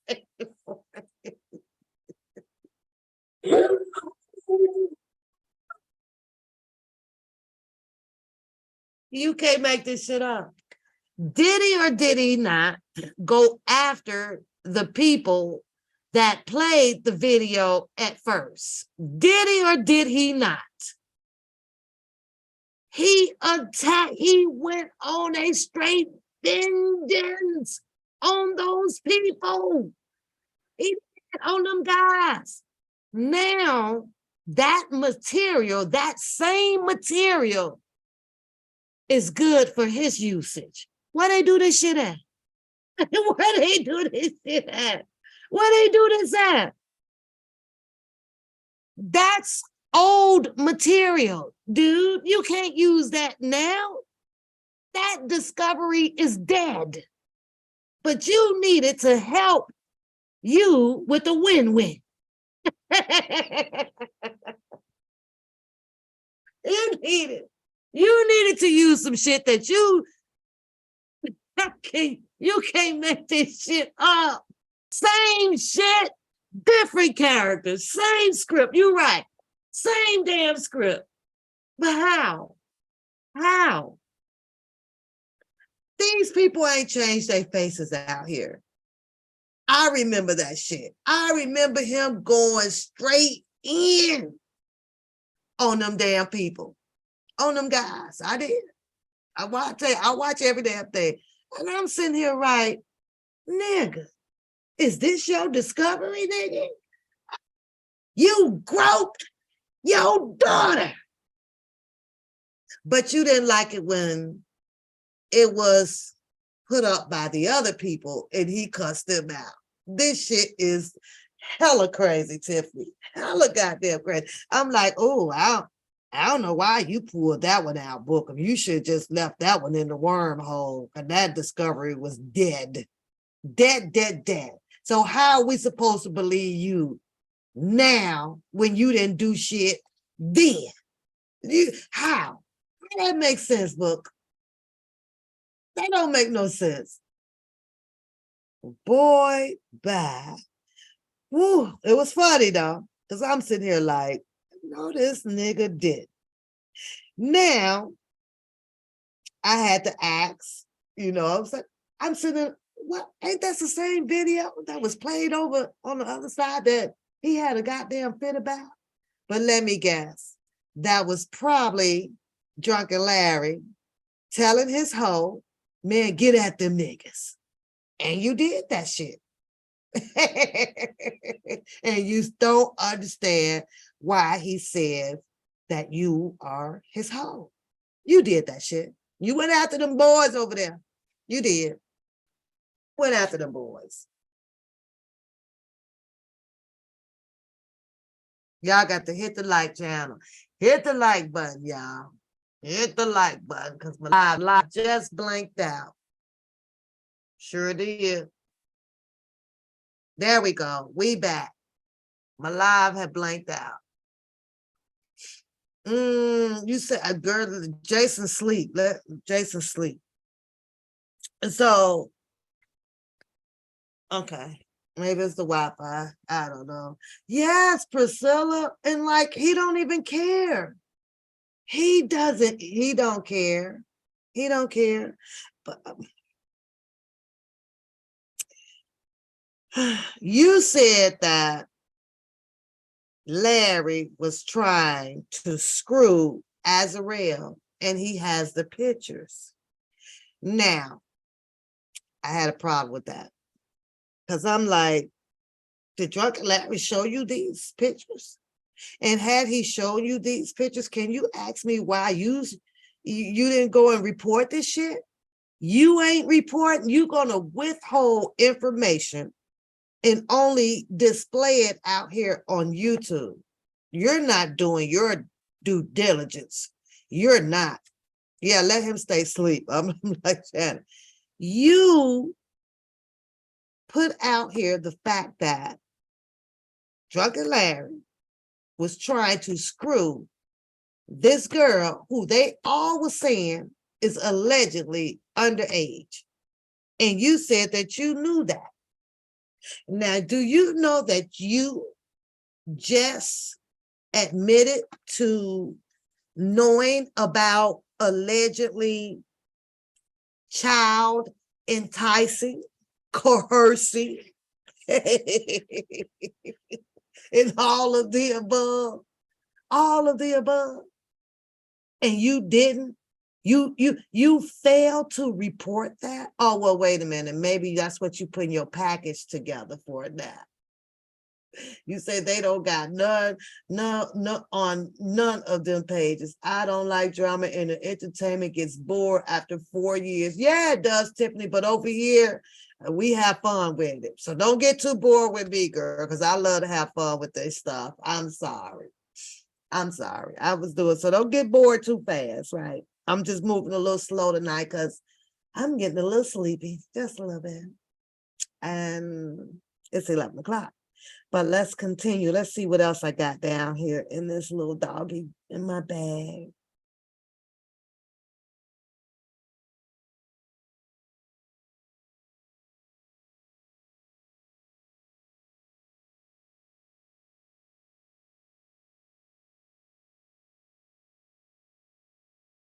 Oh, that's what's up, Tiffany. If that stuff is not true, Booker, you just might have set yourself up for possibly a freaking lawsuit from Azarel for putting that stuff out here.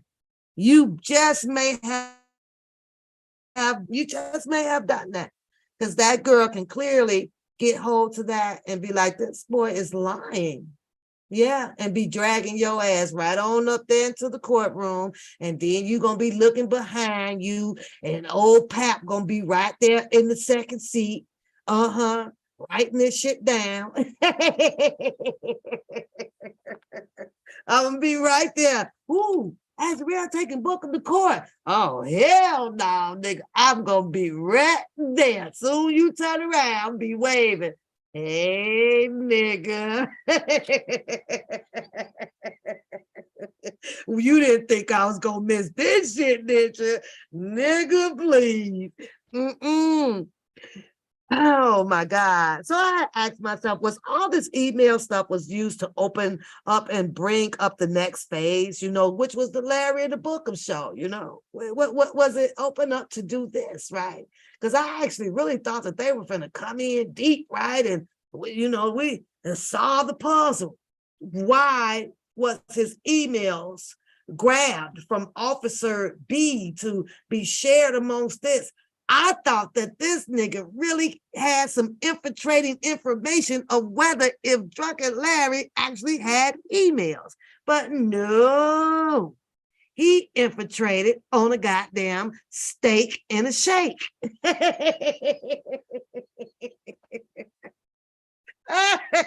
He done forgot all about the emails. He done forgot all about, actually, R. Kelly was locked up. That nigga went down there and said, what is this, a tomahawk? And then to turn around, and where Drunken Larry at?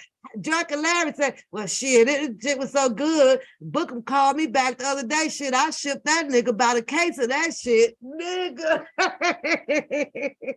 He was steady buying you off with steaks, nigga. He shipped you some. UPS.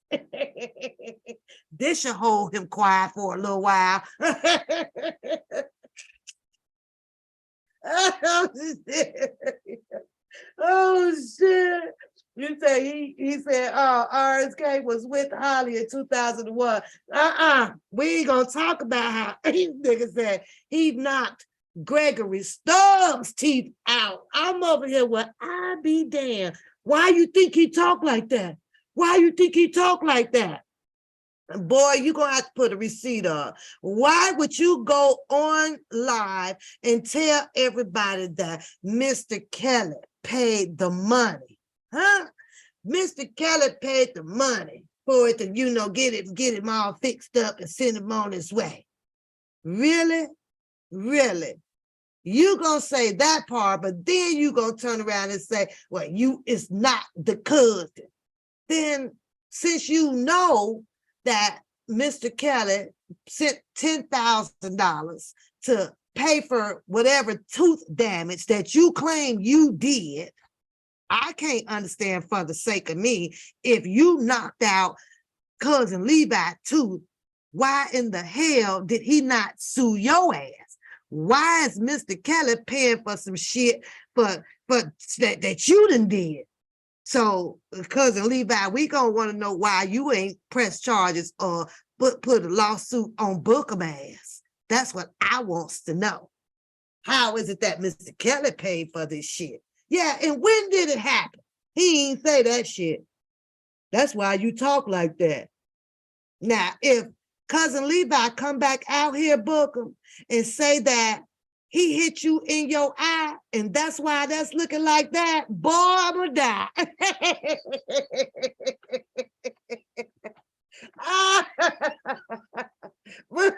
Cousin Levi gonna bring his ass out.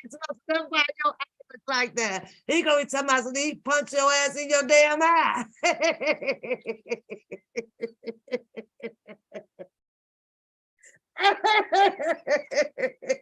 He gonna be like, so it was an even fight, my nigga. This what Bookham over there saying right now about Pap, y'all. That's what Bookham saying. Let's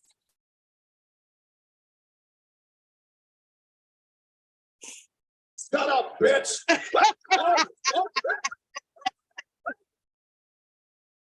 I promise you, he over there saying, shut up, bitch. Shut up, bitch. Oh my God. I'm just saying though, Pernell. I'm just saying. How the hell all this time he done been on these panels and Gregory Stubbs, aka cousin Levi, then called in on his live hundreds of times on the panel. He was the bruh. So now we at the story where let's keep it real. See, because I'm gonna go here.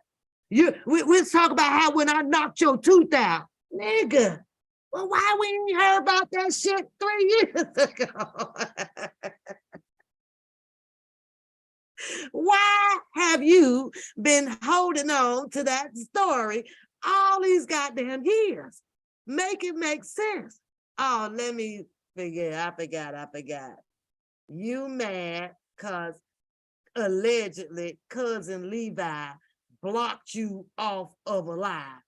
And your people, you call to say, hey, can y'all see me? Well, first of all, nigga, you know you's a dark blue ass person. I told you that. You dark blue. Most people can't see that.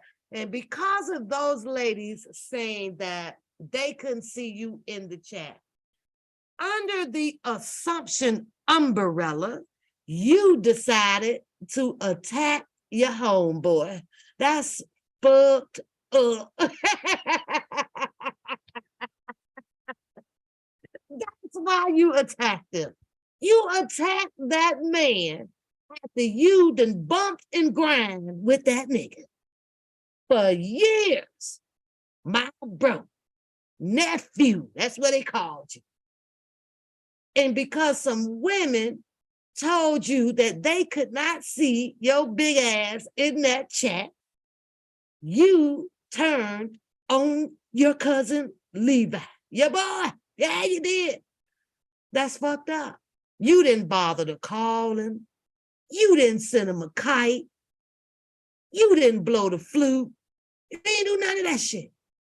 You just bluntly came out here and said, my homegirls told me they couldn't see me in the chat. And you fell your big ass right up under the assumption, no rule. That's a no rule. You should have waited until you contacted your Uncle Levi.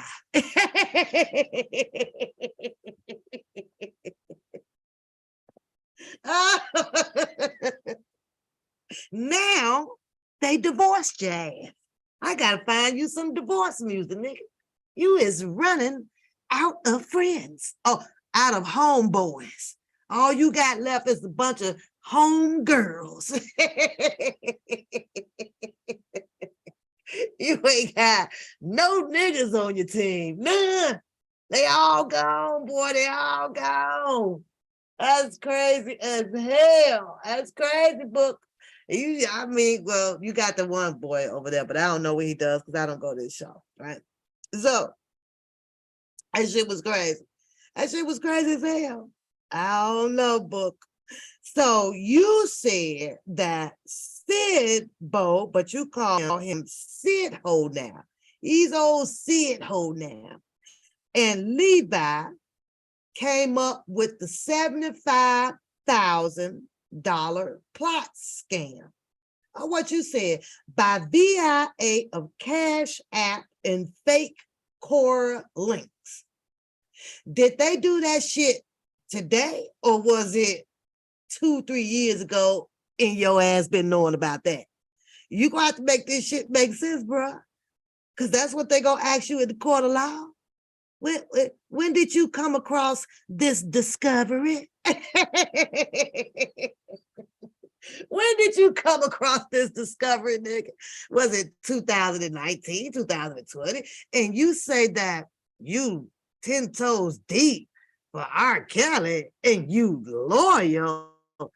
Boy, bye. Boy, bye. I cannot, y'all. This is some crazy shit.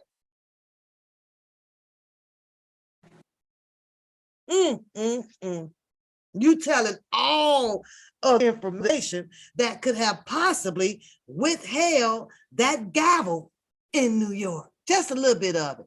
Just a little bit. Not much, because she was going to gavel the goddamn wood any damn way. She had already had her mind set about. But you've been holding all this shit for 3.5 years? 3? Boy. $75,000 plot. Now, book, who the hell do you think is sitting out here that would have given Sid Bo and cousin Levi $75,000? And now, all of a sudden, Levi is broadcasting some goddamn Cash App for Joy's rent. You gonna tell us that they got $75,000 and the same nigga that got $75,000 allegedly ain't paying Joy rent? He gonna ask. They just gonna keep asking everybody for more money. 10 toes down. No, 10 toes down. You should never told people out here that cousin Levi got $75,000. You should never told that, because Levi, he gonna have to go and shut that whole Cash App thing down. And I know that's probably what your intentions was, right? But the Cora links, let's jump to the Cora links, boy. Hold on. Now, did you know that these Cora links were fake then, or were they fake now? We want to know, which one do y'all think? Does he know, did he know about him then, or did he know about him now? Let me see what y'all think about it. Huh?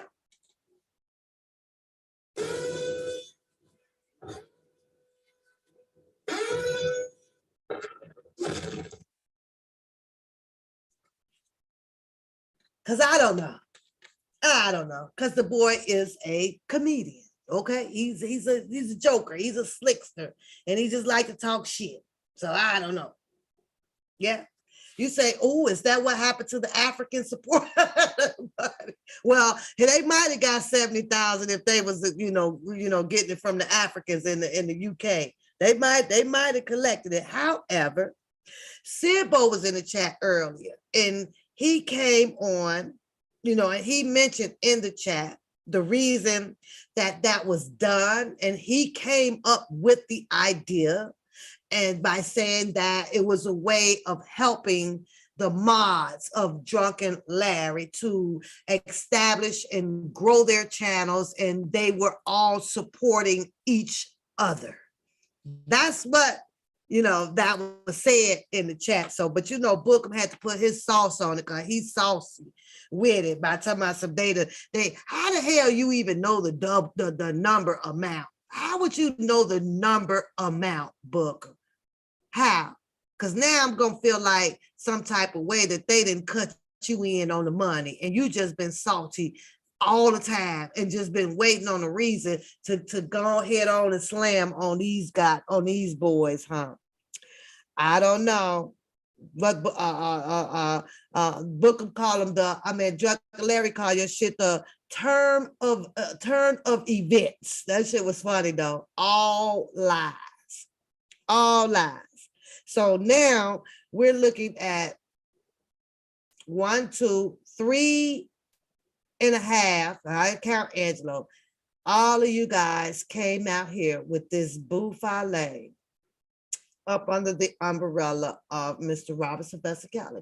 And nobody, that is of somebody that has clear common sense believes y'all on like anything anymore. And that's fucked up. That's real fucked up. That's a messed up situation to be in. You said that man's wife has delayed pussy. And I had a problem with that. I do. And this is not to defend Drunken Larry, but out of all of the people that we have watched out here, you are the only nigga that nobody has ever seen you claim any marriage to. You eat random booty. You did that. You don't talk about nothing on the level of being in love with nobody, except for that one girl that you mentioned to Sidbo about they didn't even know that reason why the shit played out with you and Randa, because you said you had your eye on somebody else. That shit was funny. It's like you did. Well, nobody could tell because of the phone call that you put out with talking to Randa on the phone. So if you had your eye on somebody else, what if that somebody else would have heard you on the phone call with Randa? You ain't stand a goddamn chance anyway. You ain't stand a chance any damn way. In case you say you don't keep up with this stuff, well, I got the news, girl. I got the news. Mm-hmm.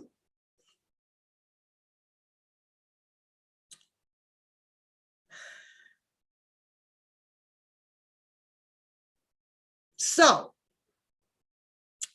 that's pretty much all that I have on there. There's no need of me dropping the link because I know that the good people, y'all don't come up here. So there's no need of me dropping the link. And it is now coming up on 11:26. I have a question to ask. Do you all feel that Bookham was loyal to these guys or Mr. Kelly or himself?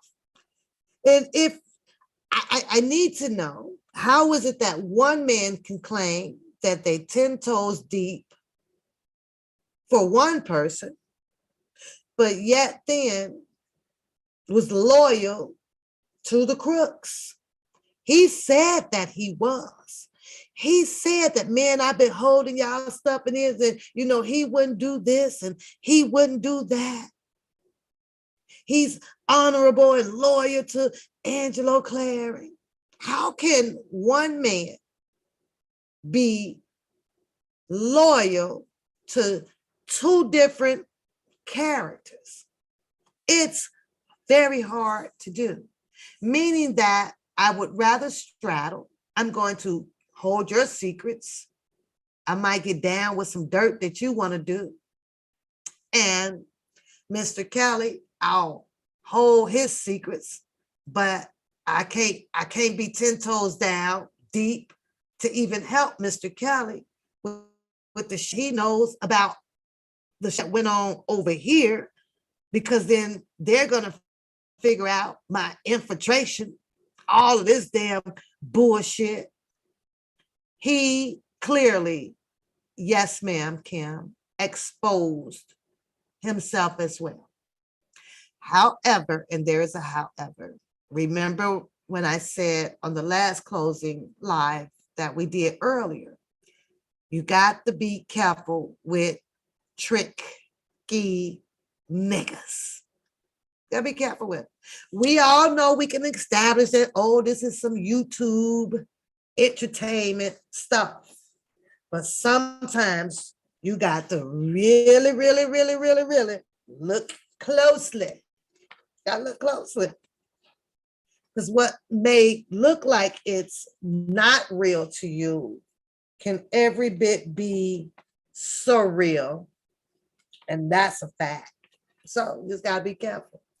Loyalty to secrets of those who hate. I agree with that, bros. I agree with that. I definitely agree with that, y'all. So guess who's got to go back to work in the morning? And it is 11:28. Unless there's some other things that you guys might want to discuss. If you want the link drop and you want to come up, put a 1 in the chat and I'll let you come up and talk, for a few minutes or whatever. And if I don't see anyone on that, y'all know what time it is. It is that time to go. It's that time to go. All of this is about, all the fight over the money, over this. And we're going to go into phase 5. So y'all might as well get ready for that. It's going into phase 5. Yeah. I'll believe him when he does his due diligence. I guarantee you, he's not going to get that boy re-indicted. I guarantee you, it's not going to work. It's not going to work. No. No. Hope y'all enjoyed the video. Again, if you have not watched the video that I displayed to Jahams, I think that's his name, and I give all shout out, all credit to that blogger for that video. I'm so glad that I came across that video. I thought that it was very interesting. He broke it down, y'all. He broke it down, and we ran the live into listening to how Dream Hampton came about, so yeah, so I had fun. I enjoyed you guys. I really wish that, I think that I'm more in my fun mode on the weekends than I am through the week, because I literally been, you're tired. You get working and get tired, like, ah. But I promised y'all that I was going to come on, and I did. Even while I got to work. You say, did I miss you? I'm going to drop the link. The thing with the whole, come on, internet, come on. The whole thing with Nisimo. I stated earlier that, I was just really shocked. I was really shocked because, I'm sometimes you got to ask yourself, like, do people just go whichever the way the wind blows? That's just disturbing to me. You understand what I'm saying, Harold? It's so disturbing to me. Like, if you know who truly he is, if you knew who truly, wait a minute, it's froze up again. Jeez. Okay, I think we might be back. Not responding. Not, come on, Microsoft. It's Microsoft tonight, y'all. It's Microsoft. So let me give it a minute. Man. Hold on. It's trying to reconnect. There we go. I think it's back. It should be back. I'm having Microsoft issues. Microsoft. Still frozen. Still frozen.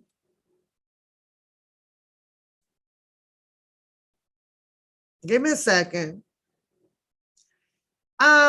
Saturday. If I'm here, if not Saturday, I know I'll be on Sunday. Okay, so there, we're back. I had a Microsoft problem. I'll be back on Saturday. But come on, Microsoft. Jesus Christ, it's going on and off, on and off, on and off. Microsoft. Microsoft.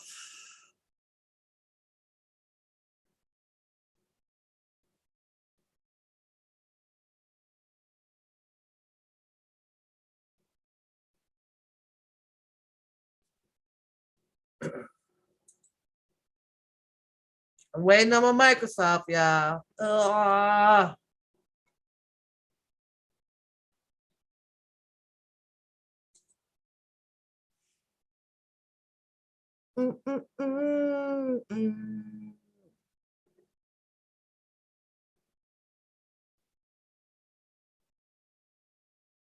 You don't know who they are, and mad, but we all feel short. Yeah.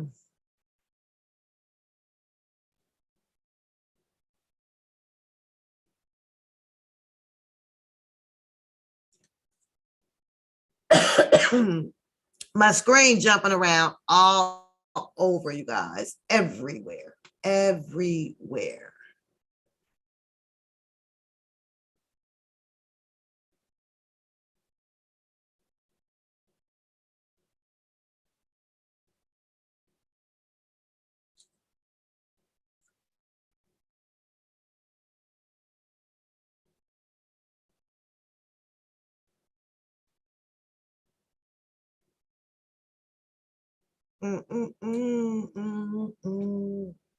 Yeah, it's froze up.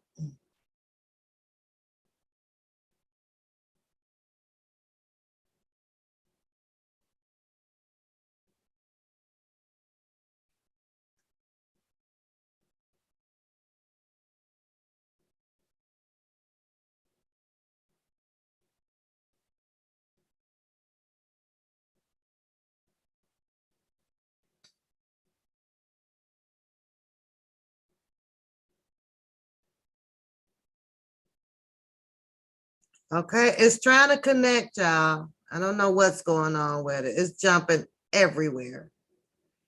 It's jumping around. It's jumping around. And I don't know why.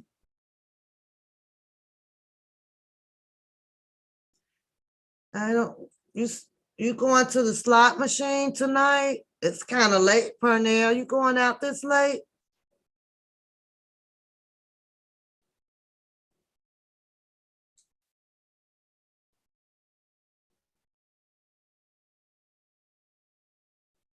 Put the link to the video in my community. I will. I can do that.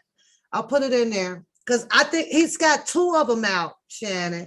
And I was like, wow, you know, who is this guy or whatever. But you know what else I like about coming across different channels like that, that's not under this umbrella, Shannon, is that you get to literally hear other people talking about it. And we would, oh my God, this keeps shutting the fuck off. It keeps shutting off, you guys.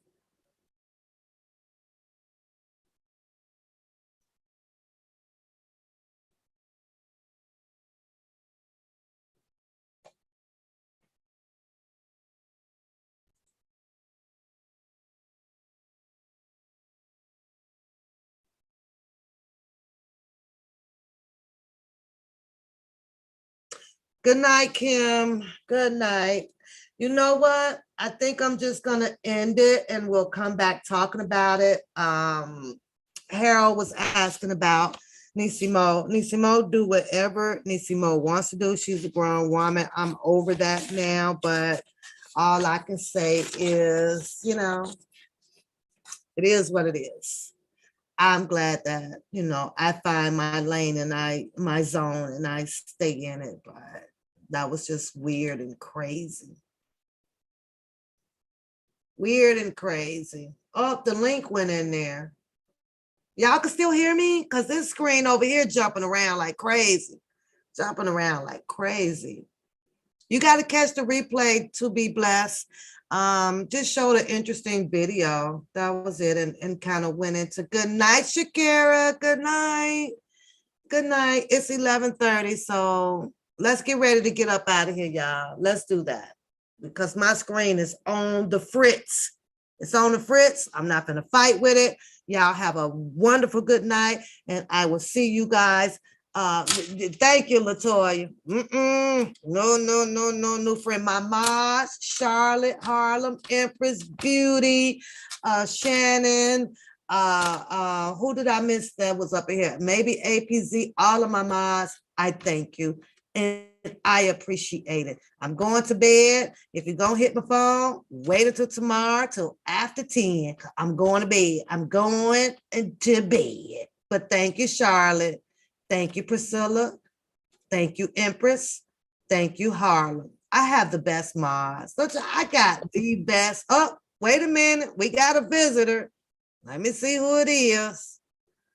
And I don't even know. I'll see because my stream acting up right now.